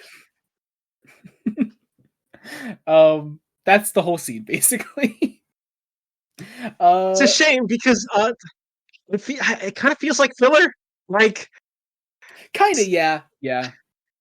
I fucking love the way this conversation between Frank and Micro just keeps building on itself through this entire thing. Yeah. I do feel like a lot of the mob boss scenes could be cut down a fair bit. That's like my only real negative mark against the story. But yeah, That and the like, fact that it is just an impossibly hard act to follow Bourne because Bourne was so good. Like, of course, yeah. But no, you're right. Like, I love the way the conversation with Frank and Micro builds to this ultimate sort of like Micro saying, like, you can tell me yes or fuck you, and of course Frank says fuck you in the end. It's done so well. It just has such a great handle on what makes the characters tick, and like what makes them, Frank especially, so reprehensible. And Micro too. Micro is terrible as well. Like, just also it's so explicitly like how do I say this? Micro represents the US government as like, look at us, you'd be doing something good, Frank. Like, yeah. And it's very much wants the to be like, no, it would be just as bad as if he was still the Punisher in, and do all of just the things. Yeah, and there is still something terrifying knowing that there are definitely people out there that read that and were like, oh yeah, Frank is getting a good offer here. He could do something actually meaningful with all that hate in his heart, Like, I mean, hey, I hate to say it, the Iraq War was very popular in the wake of 9/11. Oh yeah. I mean, like, for that point alone, like, I mean, God, this book was written in 2004. Ennis was being so fucking bold at the time writing this shit. Like, my God. Ennis can be an edgy motherfucker and genuinely gross at my stomach turn, and sometimes do too much for he actually has something important to say. He will say it full chest. Like, I hear, like, as I said a bunch during our Volume 1 Creature episode, like, the guy is always trying to say something. There's never, like, a lack of intent behind what he writes, you know? Like, I find the guy so fascinating because of that. Like, I'm sure he's written some duds. I know people absolutely hate The Boys, the comic book. yeah. Um, Yeah. and I hate the boys. Again, it's weaker compared to everything else he's done. Not everything else. There are some duds in there. But for the most part, like, the guy, like, he always has something to say. He'll do it in the most fascinating, balls to the wall way of saying it. But no, there's always something there, and I admire it. But we cut over to our mob bosses for a bit, who begin getting their plans in place to go whack the Punisher. We're cutting between that and more of the interrogation room scenes. Micro sort of like laying out, like, hey, no, if you don't agree to this, like, Bethel will have you killed. There's also a lot to be said about the way that Vietnam veterans are remembered, as just this idea of, the names on the black wall of the Vietnam War Memorial Oh in god, in yeah. DC, Mm-hmm. which is, it's a fascinating image, something that I do love do love that idea and that image, and what Venice here is playing with the fact that, yeah, we did kind of fuck over our veterans, Yeah, especially with yeah, Vietnam, like Korea and Vietnam were yeah. probably the first time the U.S. I can't even say it's the first time the U.S. fucked over their veterans, but very explicitly, because it was Korea and Vietnam were both wars were the public disliked for valid reasons. They weren't fighting fascists. This wasn't World War II, where even though we did atrocities in World War II. Let's not get us wrong, but we were Mm-hmm. fighting fascism. Doesn't Yeah, excuse the yeah, atrocity, but it there was a correct side in World War II. yeah. Uh, Of course, yeah, yeah. Um, um, but after all this, we cut over to here we go. Okay, we cut over to O'Brien talking to our eyewitness in a hallway, and then Roth comes walking down a hall with a bloody cup in his hand. and That's it. the blood That's is the whole dripping scene. from his crotch. Uh, I'm sorry. I like. I don't know. Is it really? Is it really that gratuitous? Like, I don't know. It's bad, of course. Yeah, it's ridiculous. I I don't know. Our brains just wired different. Like, I don't know. I don't think this is any Probably, worse than anything. I don't think probably. this is any. I don't think this is any worse than any of the heinous shit we've seen before in this run, or like in Preacher or anything. Like, Was the moment where I was just, Parthenis, why? I I mean, I know don't why. know. I don't think it's that bad. I don't know. I think there's something wrong with me. I just don't think. I don't know. I think I you're making a big stink out of it. oh, anyway, moving on, because I think we've come to an I don't know, impasse man. with the. I do also think there's something kind of funny about him laying in the back seat of O'Brien's car, just saying you're spilling them because of the way she's driving. Like, I don't know, man. It's there's something of a dark humor in there that I enjoy. Of a really I don't black know. comedy. Yeah, it's good. I don't know, man. It's good. Whatever. Anyway, O'Brien contacts Bethel, who Pretty much be like, hey, guess what? You're being swindled. Um, yep, you're being. and yep, and so our mob breaks into this hotel where Bethel is staying. Um, we get cut to inside the interrogation room again. We get this really fascinating scene between Frank and Micro, where Frank describes a not long after his family had died, where a neighbor of his comes to visit, and Frank talked to the guy. The guy is separating from his wife, because the neighbor had had cheated on her, and Frank doesn't talk to the guy. He at first, and then he says, "I lost my wife, and you threw yours away like she was nothing." And we get the scene where Frank tells him to run.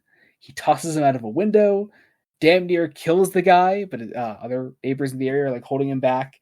And the story gets cut off there for now, because Micro and Frank are made aware of the break into the hotel.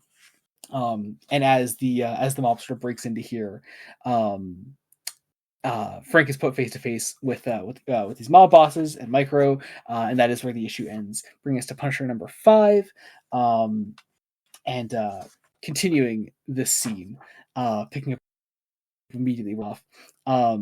We have this is Nikki here, aiming his gun at Frank. Fascinating title page for the issue, as Frank bites the guy's finger as he shoots, and it sort of like pushes the gun upwards. It's a fascinating maneuver. I don't know. It's a fascinating maneuver. I don't entirely know if that would work. Like, again, it's so interesting where Ennis is realism, but like also ultra violence, like fantastical ultra violence. Yeah, like it's weird. It's that thing that Ennis established before, where it's just like, no, we're willing to work within a sort of like heightened sense of reality here. But also just in the sense of reality where like, where like it would still somehow feel wrong for like superheroes to show up. It's so fascinating how Ennis can sort of strike that balance, and it is a balance, and it's what he balances very well. I just find it fascinating. It's cool. But we have O'Brien returning to the hotel here, starting a firefight with our mob bosses. Micro breaks Frank out of his chains, and we make the mistake of giving Frank a weapon. And the Punisher is unleashed, as it were. Great action sequence here. Lavaracer once again just really carrying this sequence here. We haven't had a proper like big fight sequence since the first issue, and seeing this sort of break out in a more like confined space. It plays around with the space a lot more interestingly. Our Frank, Micro, our mob bosses, or Frank and Micro escape as our mob bosses are sort of on the run. Frank also tells a wounded Micro that like, you join the enemy, like I will kill you when this is all over, because like, yep, which is like, oh cool, so you knew you were gonna die like this entire time. You knew. Micro just dead man walking at this point.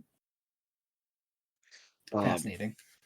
But then we go into a sort of a chase sequence here as the cops are after our mob bosses, and Frank and Micro go to hide away in a warehouse. You know, now you brought up the Tarantino reference at the start of this. This is reminding me of Reservoir Dogs, actually. Yeah, no, like I'm 99% sure some of this is just Reservoir Dogs. That is in my notes. I'm like, It would be a very early 2000s thing to reference. It would make sense because like Tarantino was at the top of his game, and right, like he's just doing Kill Bill. Late 90s, early 2000s Tarantino. Yeah, well, the dude was unstoppable.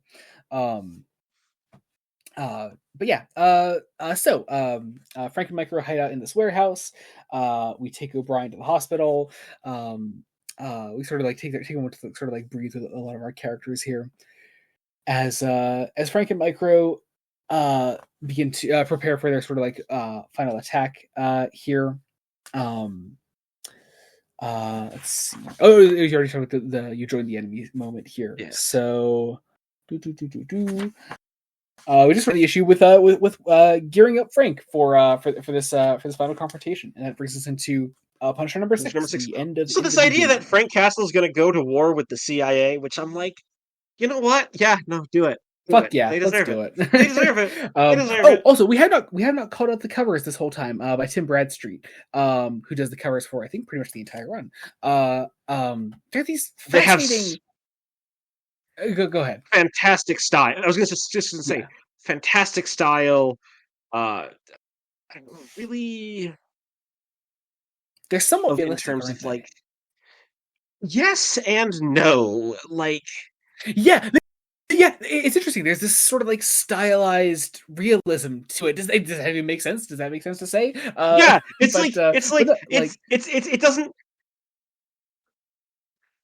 It is. They are I've, composed like I've already made They are I've already composed made like a photograph. Is what they are. I've I've already made the thumbnail for this episode. So for people that haven't read this book and don't know what these covers look like, the cover of this the thumbnail of this podcast episode is the cover, the kind of cover I'm talking about. It's that. It's a fascinating style. It's very cool. I love it. It's a very Uh, good style. It's honestly, I feel like you could use this as a hey, here's why AI art isn't real because of the realism. Like AI art yeah, tries to do almost this type of realism, but doesn't because like it doesn't get it. Whereas this is so yeah. very Well, it's intentional. I mean, hell, I mean, we talked about that sort of like balance of sort of like realistic and hyper violence in this book. This kind of Tim Bradstreet's covers here kind of strike that balance as well. They kind of toe the line between trying to look realistic and also like comic booky at the same time. Yes, but They kind of and it's all in the composition. The composition is because everything is framed like Earth. Like it yeah, is, yeah, it is framed in this way. Um, and it really does work for it really complements just the tone of what Ennis has been going for as well, which is mhm. again partially why it works because so let's be honest, the interplay between artist and writer is really important for making a comic book work. Um, Yeah, yeah, yeah. Um, in a way yeah, that I it's think good people stuff. have kind of forgotten because like Mhm. um just at least because I hate to say it, comics have this tendency to be often touted by the writer and not the artist, but it Yes, really should be yeah. both, And then some, because of especially course you have to here. account for inkers and colorists and everything. Like, yeah, And, it's and there's so everybody, much there's so much more than the person that wrote the script, you know. um, a uh, lot of people are doing a lot of things to make this sort of thing come together and yeah, to work. And you need bare minimum 4 people to make an entire single issue of a comic book. You know, like hey, you do have some artists who will do Oh everything themselves. yeah, but I also meant letterers as well. Like you know, there's so much that needs to go into this. Like Yeah, it is its own art unless you form have the for a reason. insanity of like Dave Gibbons, who Yeah, King Dave Gibbons. Um, Dave Gibbons, I love you. Are you okay? Are you doing okay, bud? he's doing fine. He's getting those Doctor Who the Star Beast royalty checks. Um, This is true. This is true. and every time they decide to milk Watchmen again. Yes, yes. Um, He's doing fine. But anyway, we go to Punisher number 6, where we open on our mob bosses going after Frank. Of course, our government agents are involved as well. Frank and Micro are prepared inside this warehouse where these bosses are converging. Big action sequence that is the bulk of this issue. the issue is a Um, lot of action. Like yeah, yeah, that's the interesting thing about both of these arcs of the main Punisher book. The, the last issues end up being like, oh, that was a lot of action. yeah. Um, Some gnarly kills. some gnarly kills. In particular, I love this guy that falls on the fence and he doesn't die immediately. So Frank has to jump on the guy to fully puncture him into the fence. Very, very gnarly. Very gnarly. I love that. Um, uh, we get another Like shootout here. With our But mob here's the thing. bosses. Part of the whole point is that I think that actually does really work about in the beginning as a story arc is that in a lot of ways it concludes with the point of this was kind of just pointless. Like Yeah. this Oh is yeah, totally. yeah, Yeah. like Well, especially considering like in the beginning is as I've alluded to many a time, like it's an arc that's gonna between this and Kitchen Irish, like in the beginning is the one that's going to be significantly more important to the run as a whole. It's going to have far-reaching consequences, and like the fact that there's no clean-cut ending to this one, I think really hammers home that point. Um, but um there is a clean cut ending because it's well, eventually the violence does end. We get a mhm. great like 2 pages of some people died, some people are missing. Um And oh like god, and I love. There's a four page scene between Frank and Micro at the end. The way the first page ends when they're still talking to each other is it says David L. Lieberman, aka Micro, deceased, gunshot wound to the cranium.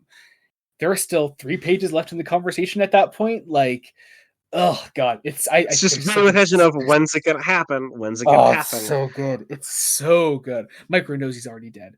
Um, and oh god, it's that idea of Micro has finally figured out why Frank told him that story about the neighbor, about was it Bob Garrett, um, and um, and it is just Frank's uncompromising.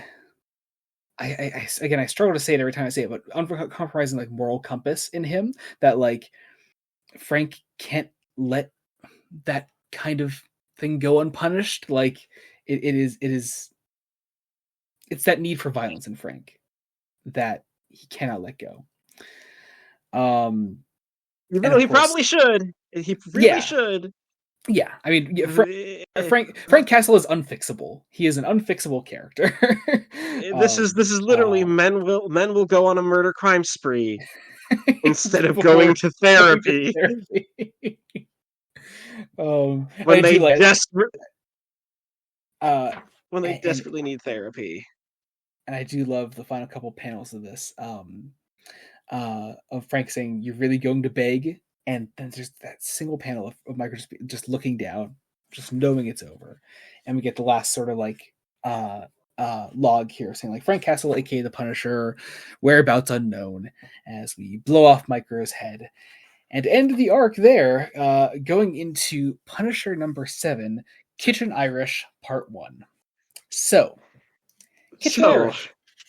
Kitchen Irish. yeah, this Um, one this one, it's not bad. I'm not gonna have a it's ton not. of bad things to say about the story. It's just the least good thing here. um, I have seen better. yeah, It's I've a seen better decent. Garth Ennis. I've seen better Punisher. I've seen better uh, in general. I've um, seen better characterization of the Irish. Um, I've seen Chief Miles O'Brien. Um, exactly. I've seen Cassidy from Preacher. But no, it's the opening is strong. I like a story that literally opens with a bang. It's Frank deciding to sit Yeah, down. we're in Hell's Kitchen in New York City, and Mhm, oh look, a historic Irish pub is blown to smithereens. mhm. In that, again, powerful imagery for something that's like 3 years out from 9/11. Like, Yeah, yeah. Seriously, there's yeah, like my theory is I think Ennis is trying to use the IRA to be a parallel to 9/11, but it doesn't quite work. Like, yeah. I think it does work. I just think it's in trying to. Oh God, I think maybe there's a part of Ennis writing this particular story that doesn't want to make the allegory as overt. Like he doesn't want to straight up be like, oh, this is the 9/11 story. And so I think in perhaps trying to cover that up and in trying to mask it with other plot threads that can muddle that allegory a little more, it doesn't become that allegory anymore. um, and so and here's the so thing: yeah, it's like this is from Ireland, but you get the indeed feeling he is. But you get the feeling he also loves New York. Like He does. He does. He does. Oh God, wait. Oh God, we haven't gotten to that one preacher arc yet. Where it's just Garth Ennis saying, "I love New York." well, because like, doesn't uh, he live in New York City? I he think does. he's like, He does. Garth because Ennis. he, Garth Ennis. Yeah, no, he assimilated so much into American New York culture that, like, yeah, he loves it. He absolutely loves it. and like, You can tell that let's in be so honest, much and of I his mean, work.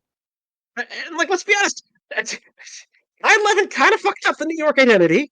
Like, Yeah. Well, that, and also Garth Ennis is no fucking nationalist. Like, he yeah, doesn't like, like.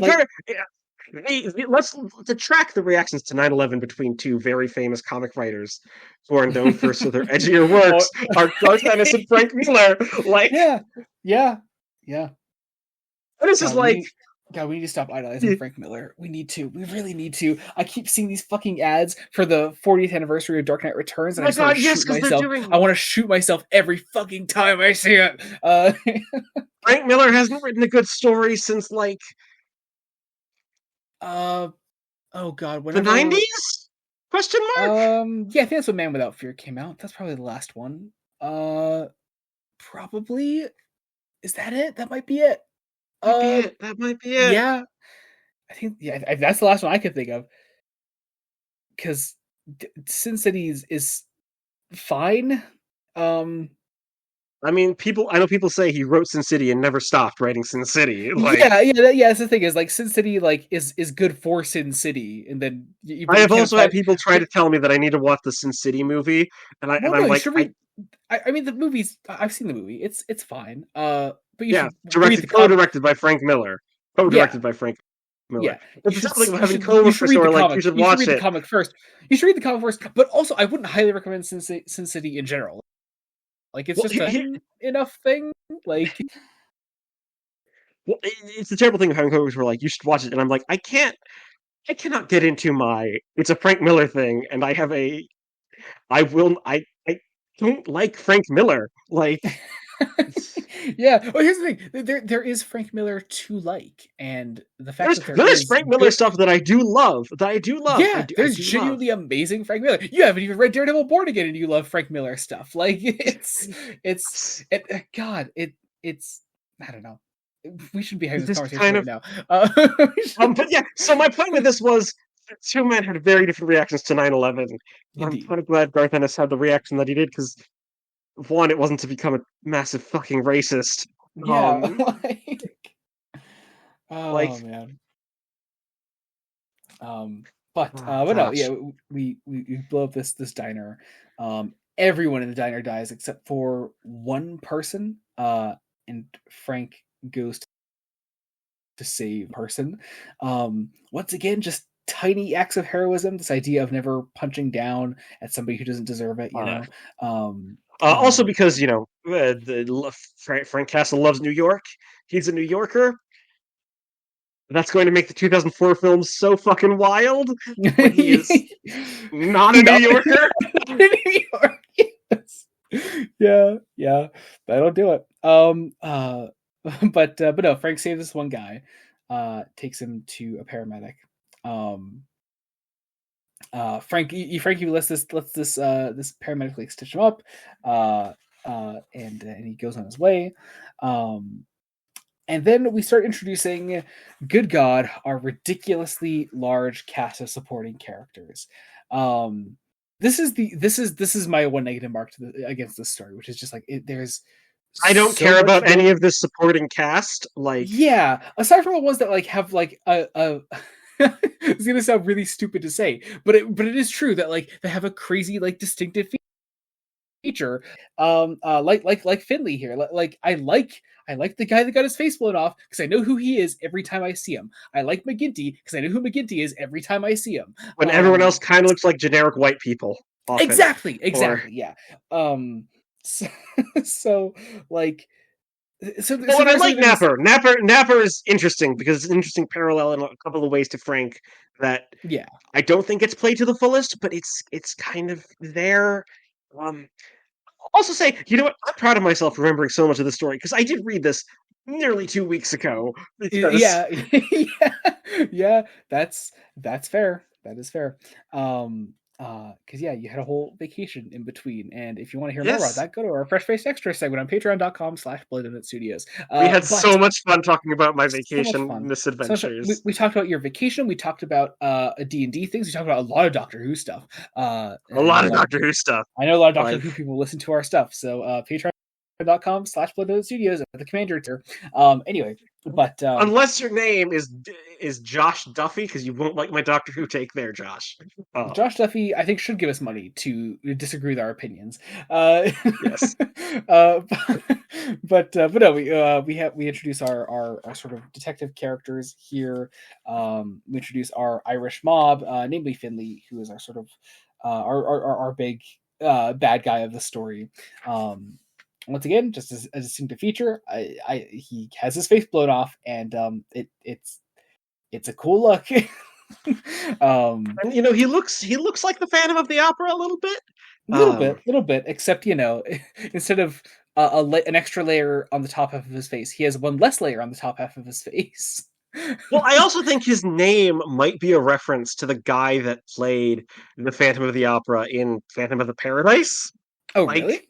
yeah, William Huh. Finley. I'm like 90% sure that Ennis is referencing an old Brian De Palma flick. Which, if you have not seen Phantom of the Paradise, Joey, I don't think you have. I know I You should. I know should. I should. I know I Oh, it's should. good. It's I know got I should. Paul Williams as like the devil, and I it do is. love some Paul Oh, Williams. it is.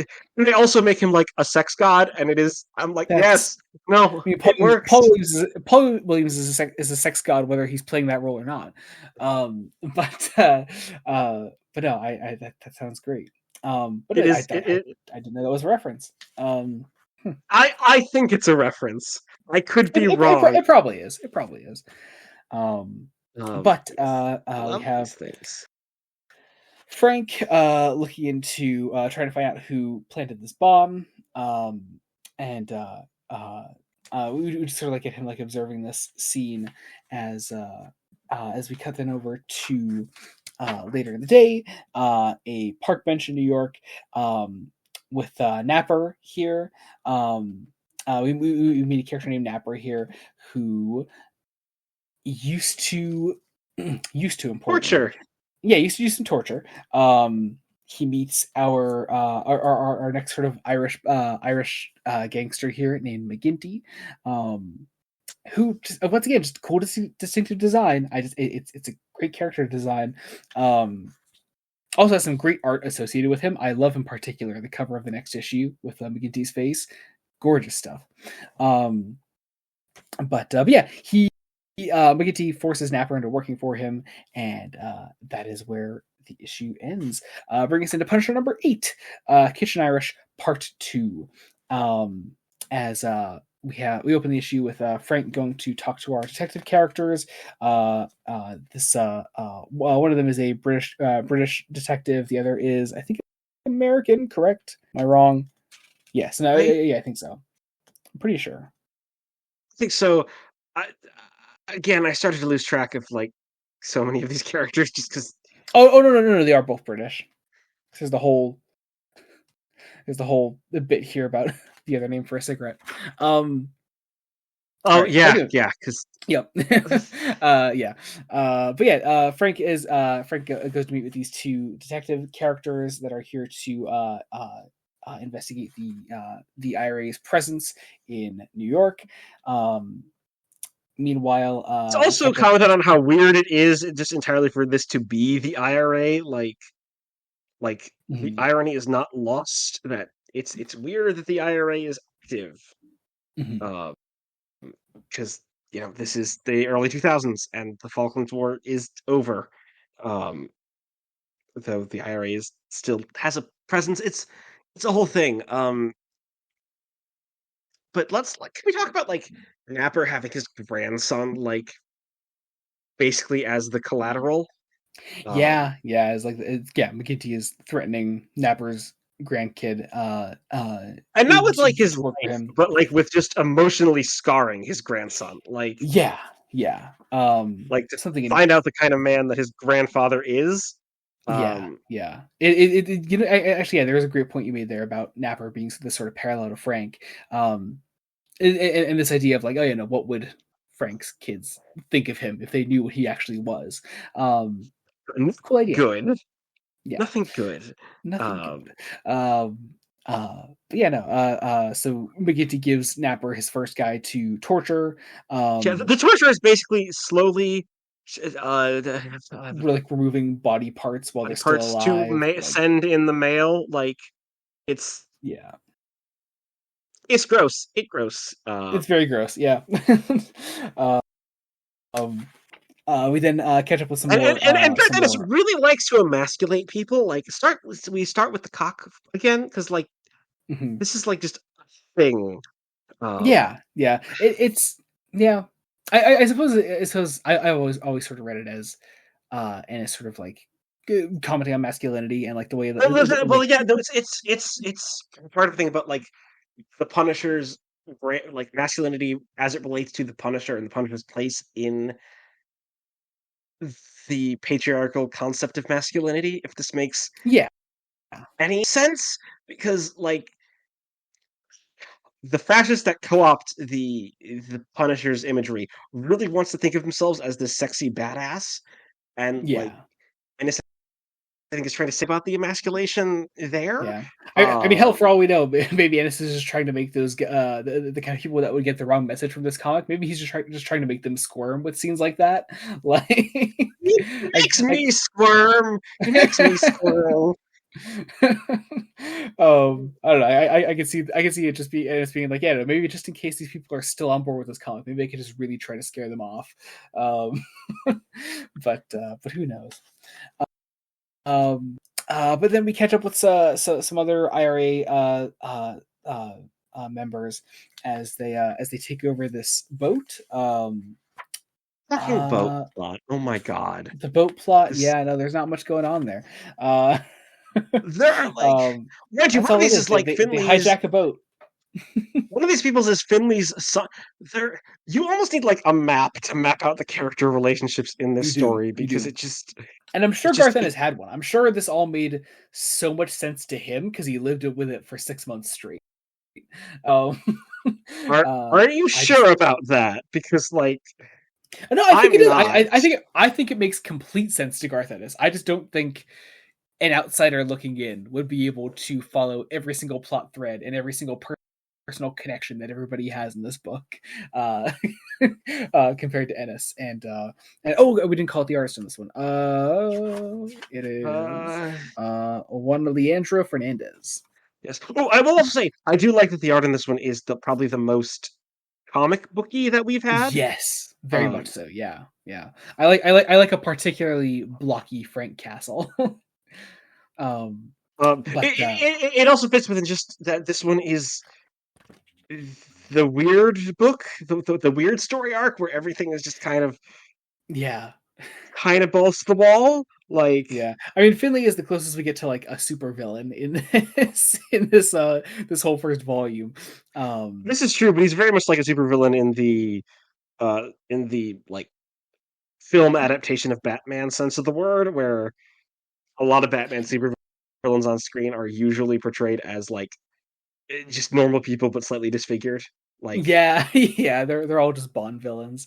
Um, but yeah. After the whole boat hijacking scene, we get a scene with Frank and our British detectives as they go to find out as they inform Frank of more of the IRA's presence in New York. That's about it. We get another boat hijacking scene as we knock one of these guys off the boat and drive the boat away. Is the verb for a boat driving? Is it driving? Do you drive a boat? it's driving. It is It driving. is. It is driving. That feels wrong somehow. Yeah, I learned this oddly enough on my vacation. We should We have had this a different. exact same conversation. We should have. For my We should have a. vacation. We should have a different word for that, shouldn't we? Like We really that's. should. It should be like steering. Like it Yeah, should be yeah. steering But or we piloting. don't have. Yeah, but we don't really have like the big wooden wheels on boats anymore. So I guess that's not really like. Yeah, but it should still be steering. I guess. I don't know. That's weird. I don't know. That's weird. Anyway, it is driving, isn't it? Anyway.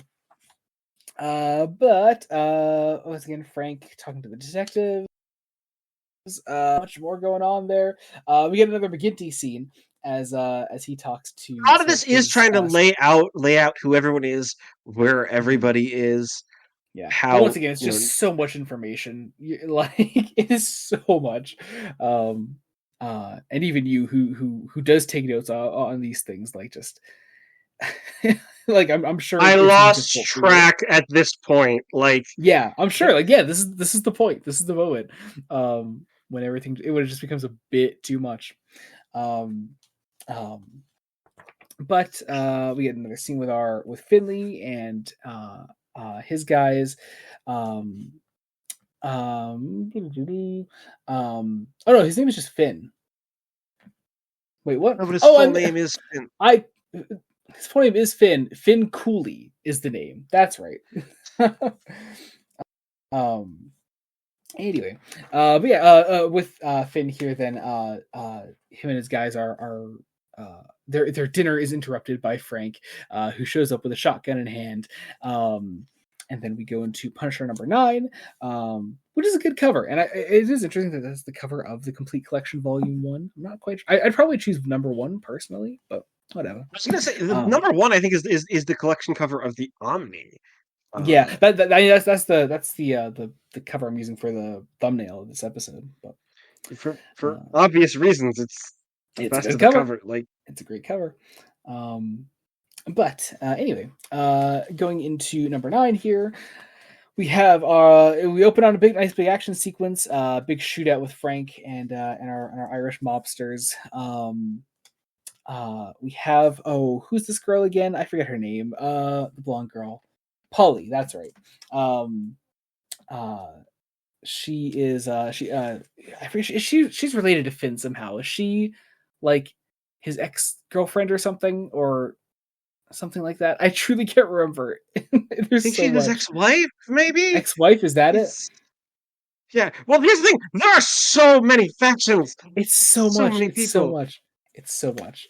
Um but yeah, big shootout For a here. relatively, it's this terrible problem. Here's a relatively simple story, but you wouldn't know that it's a relatively simple story Yeah, from the way because you're there's reading it, because because there are at least like what 15 main characters. 15 named characters that you should keep track of because they all have very specific relationships with each other. Like and it's a good little thriller. It's a good little thriller. I hate to say it. There's just it's part of this problem is none of the social commentary actually coalesces into anything except yeah, yeah. except like very briefly with Napper and his grandson. There's a reason that's the most interesting thing to me about this entire story arc, because it's the only thing where Ennis actually has something to say, and like he, he's trying to write something post 9/11 and trying to capture this, you know, fear of violence post 9/11 that's going to hit New York again. It's why we started in Hell's Kitchen and why we started with, uh, a Hell's Kitchen landmark blowing up. Mhm. And it's a great start. Like, don't get me wrong. Great start, great imagery. It then just kind of forgets to do anything else with that imagery. Yeah, Uh and yeah. and that, becomes a problem because you're trying to write a book where, you know, so many factions are at play, people are fighting each other, people are dying. You're not actually saying a whole lot Yeah. I'm of trying to just remember. anything. Oh god, now sorry, this is a bit of a side tangent, but I'm trying to remember if any of these uh characters are the guy that Tony Curran played in Daredevil season 2, because the Irish Mob is in that whole thing as well. Thing? What's Gosh. up? Yeah, yeah, I was yeah, gonna say yeah. that. I'm pretty sure Daredevil season 2. Okay, hang on, wait. So I could be wrong. It's probably not any of the same guys. Mm, oh, who's Tony Curran play? Rat bastards. Not Who? Why Vincent can't Van Gogh. not Vince Van Gogh? No, definitely not. Decidedly not. I'll look this up. Sorry, we can continue with the description of Yeah. of this comic. After this shootout, Frank and the detectives capture Peter Cooley, who I'm pretty sure is Finn's brother, right? Probably a brother, It's I would his assume. yeah, his brother and is the leader of the Rats, so like a different faction. Like, See, it's so much. It's so much. Ah, um, God, it's so much. Yeah, they capture this guy because they want information. because they need On information, and like again, we're following a thriller. We're we're Oh following. yeah. Tony Curran plays Finn. Yeah, Oh, so that's right. so this. Yeah, he doesn't have his face blown off. Oh, Unfortunately, yeah. Um, unfortunately. but man, he is. I I never wanted to be scared of the guy that played Vincent Van Gogh in Doctor Who, but he's a scary dude in that show. He's fantastic. Um, anyway, but yeah, Anyway, so we get another scene with Finn. Speaking of, oddly enough, we get him talking to.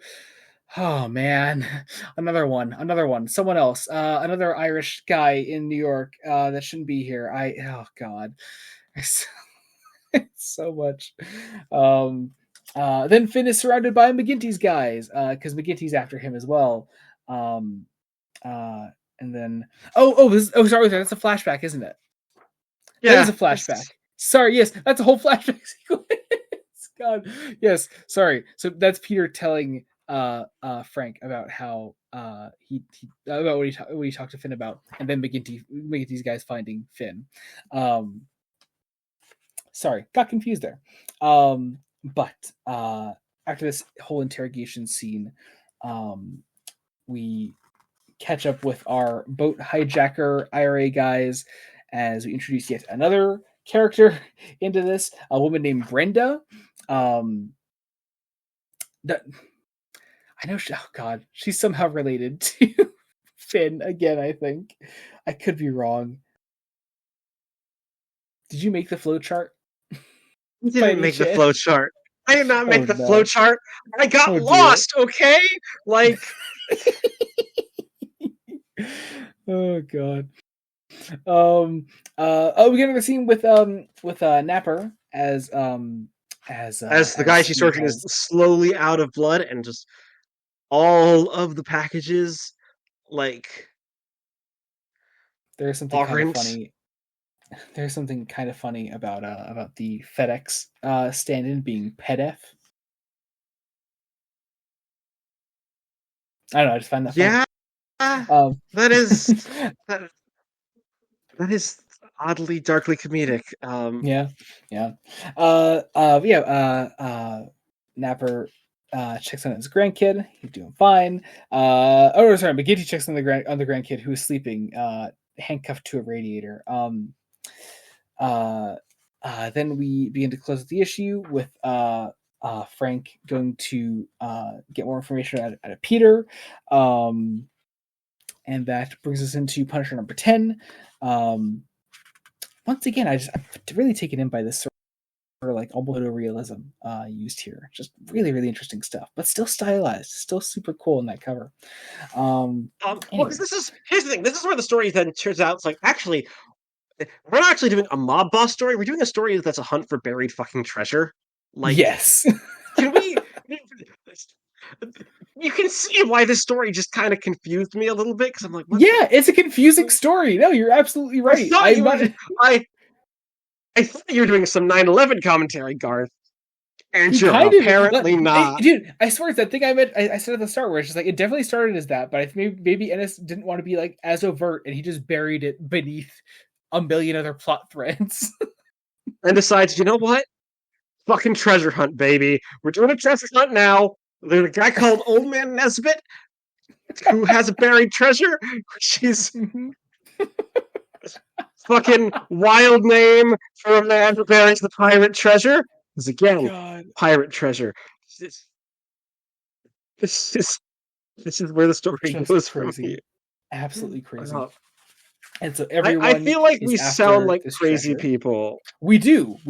Because here's the thing: I know a lot of people that listen to this podcast do not read all the things that we cover, but still listen to like all the spoiler sections anyway. And I want somebody out there who hasn't read this story before just to read Kitchen Irish. Just I want to know if it's as easy if it's any easier for anyone else to get into or to like fully comprehend. Because I've read this thing twice now. I've read Kitchen Irish twice I was now. gonna say, am I just fucking dumb and kind of deluded from being on vacation for like a week and a No, half? you read this. You read this before you went on vacation. Like, This is true. I like, did read this yeah, before. Wait, hang on.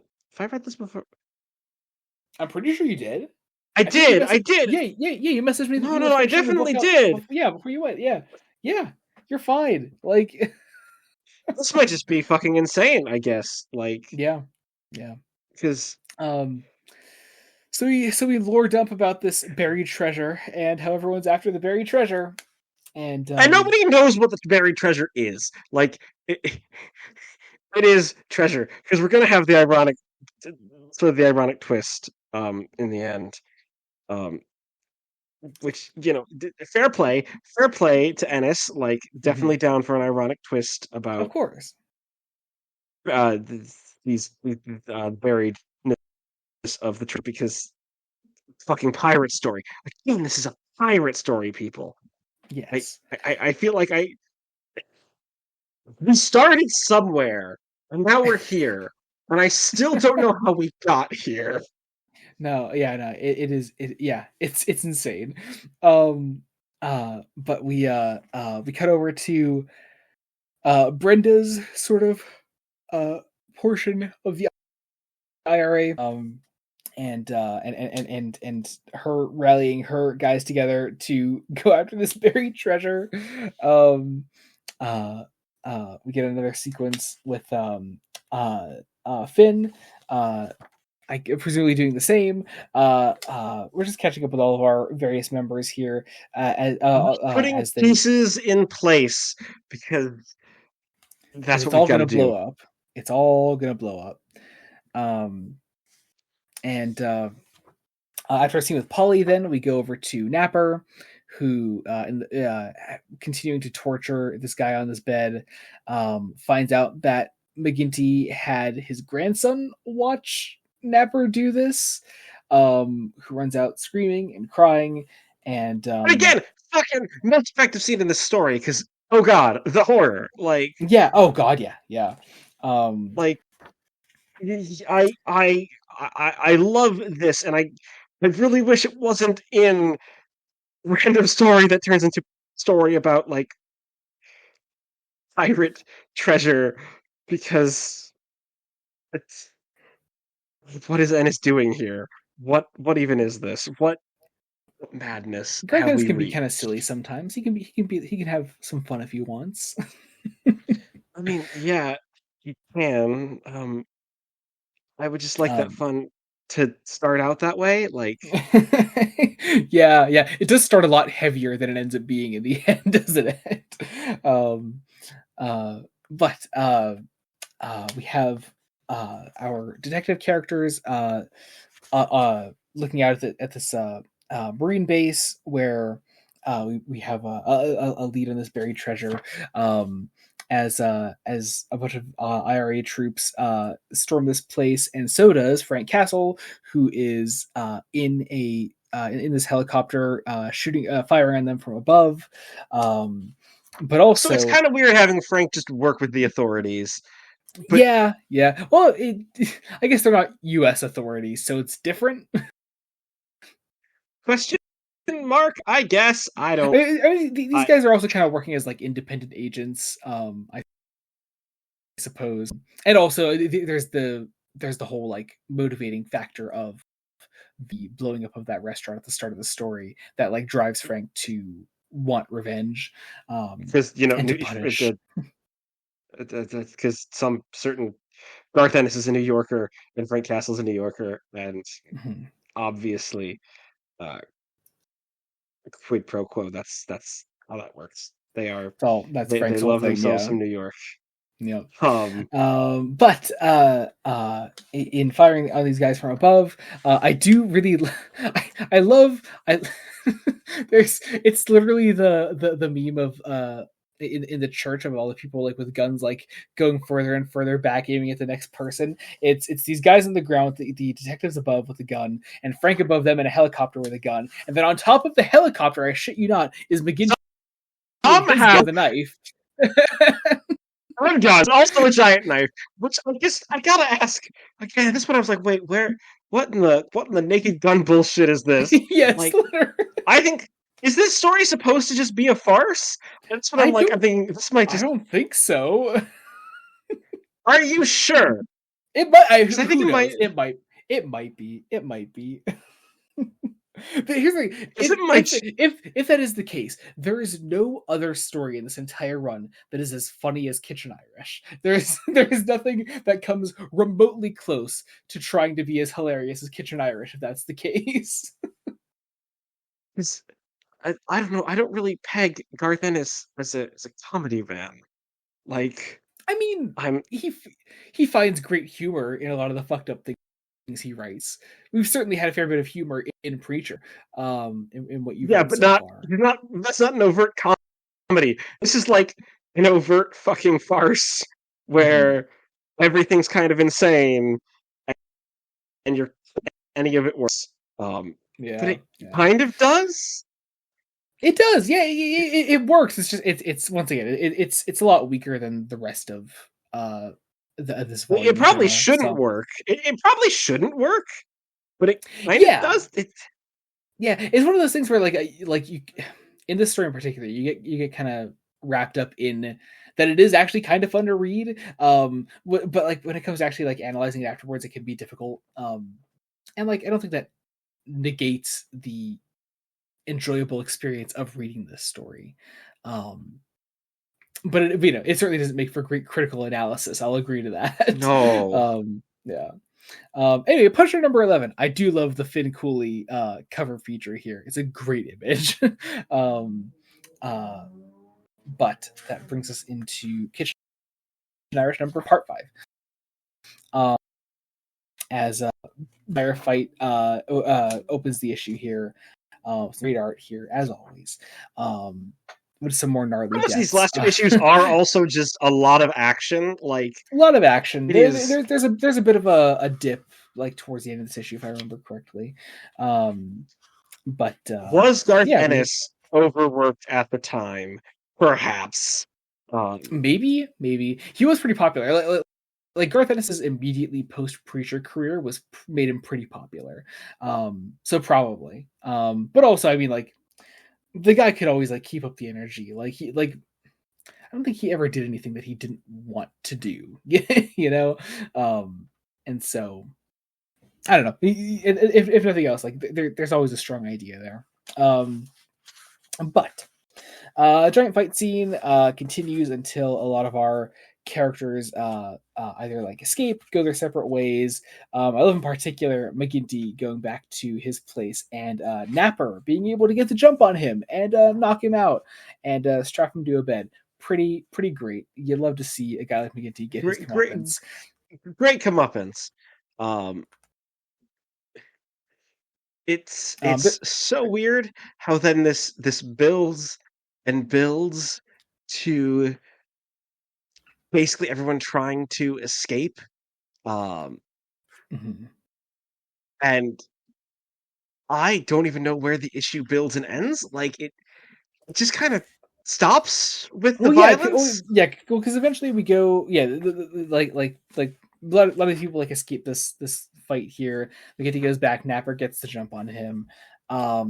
Frank goes back to Finn's brother, who is still crying because he knows he's going to be killed by the end of all this. Sort of being put in a similar situation to Micro in the first arc.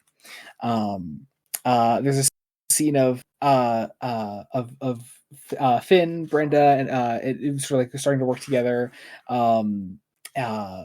This all sort of like builds to eventually our Irish mob bosses here, like sort and IRA guys, like it's sort of like getting together, deciding to like work together. Find the treasure, like yeah, yep.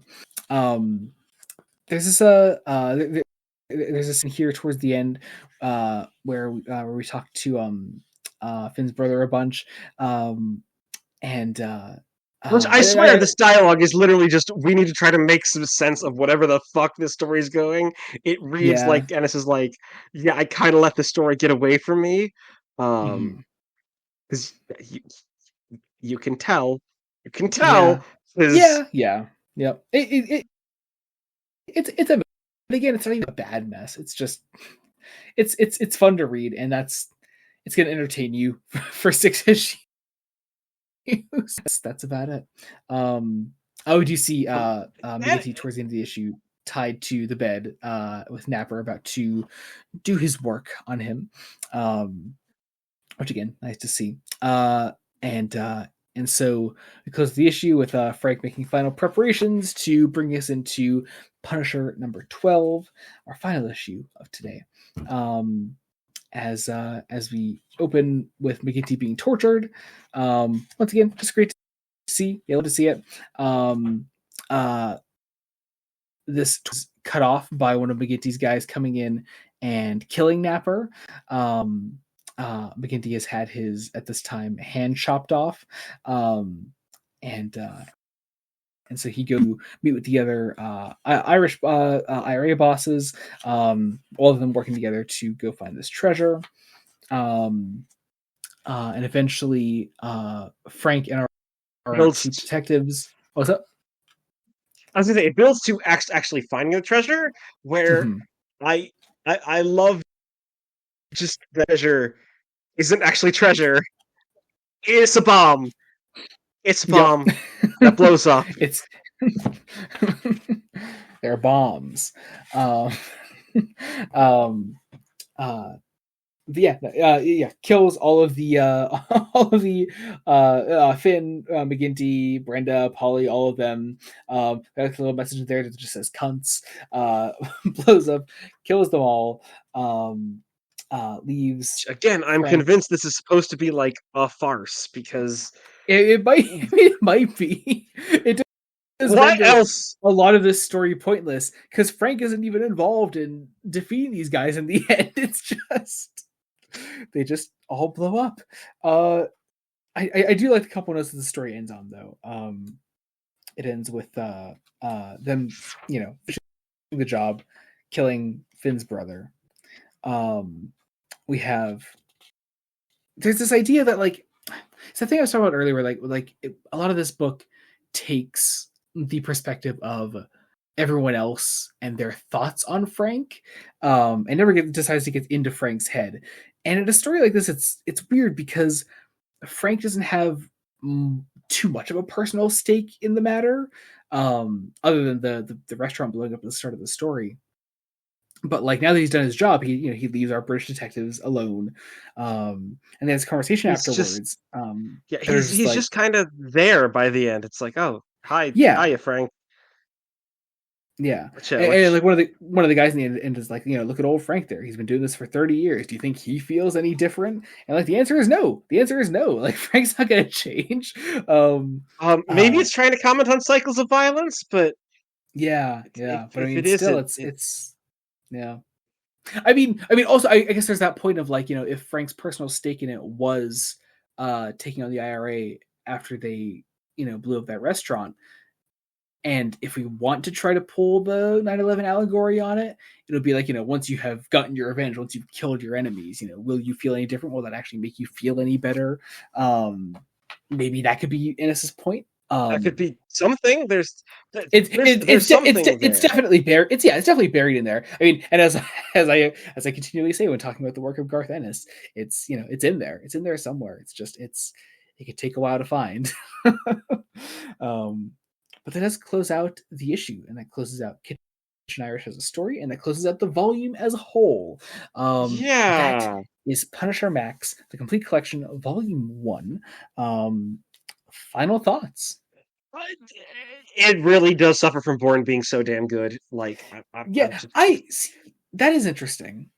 I don't think Bourne makes the stories afterwards suffer. It's just it's hard to follow up. But in the beginning, I think it's great. In the beginning is such a great story. In the beginning is great. In the beginning is a very strong 8.5 out of 10.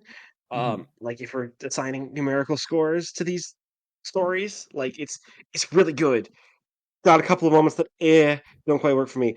Honestly, it's Irish Kitchen that's I'm like, what Irish Kitchen isn't it's good. It's like a 6, I think. Yeah, like a Like 6.5 maybe, something like that. Yeah.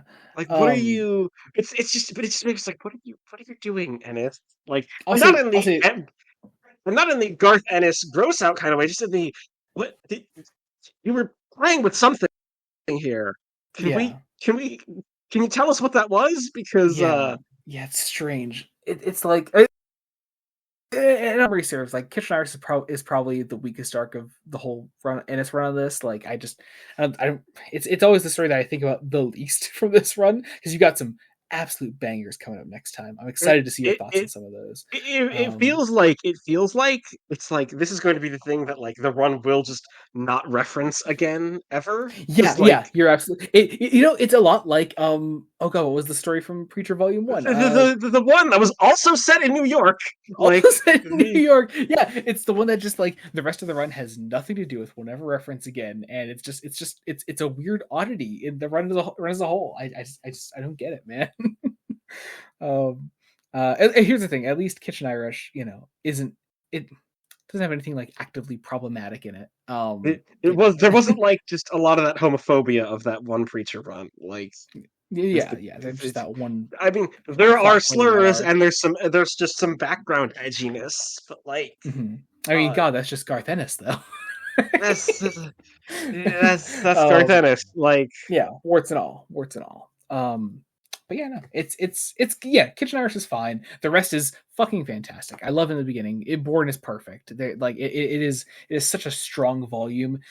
If you're just not thinking about Kitchen Irish much, yeah, like um, who it's just what are you what was Kitchen Irish doing? It's yeah. this weird I What also did think he Kitchen mean Irish by is just a that? little too long. Like it's Yeah, a yeah. little If too it was long. like, I can see like maybe like a solid 4 part arc in there. If you cut maybe like 5 of the characters, um, Yeah, just like cut some of yeah, these people. Cut some of yeah. these people, please. All of them are Please. very superfluous, but They yeah. don't need to be here, Garth. Yeah. Um But also, this being your first ever Punisher solo comic, I did have you do some adaptive material for this as yeah, well. we did a movie. Yeah, The The Punisher 2004. but it's so it tried to make Frank Castle a badass. Yeah. I Like, mean, here's the thing. Frank can be there's some imagery perhaps in the character of Frank Castle that is cool-ish. Like here's the thing. You badass I don't think is perhaps the right word. But I don't think the film idolizes Frank Castle, and it shouldn't. idolizes him, and by extension, it idolizes the U.S. government because he's explicitly works for the U.S. government. Like, they, Yep, they I first off, a wild fucking take. The movie is set in Tampa, Florida, crazy. which is a fucking Which apparently wild. was John Travolta's decision. What the fuck? Like, why? Crazy. Like, Why are we in Tampa? This is. Why are we in Tampa? Why aren't we in New York? Why does why does Frank have like they also okay, it felt like when they did the scene of killing Frank's family, they were like, we just gotta go big or go home and like also kill his extended family, Yes, which yeah, I yes, I literally. comes across as more humorous than you might expect. It is. It's It like very much is. Yeah. especially when you're playing into like the Italian aspect of it, and like there's scenes ripped straight out of The Godfather and other gangster flicks. Like, Yeah. Yeah. um, it is it's a It is a wild film. fucking It is movie. a film that also Like, has John Panity in it, and I can't possibly hate John Panity. um, no, but like also it.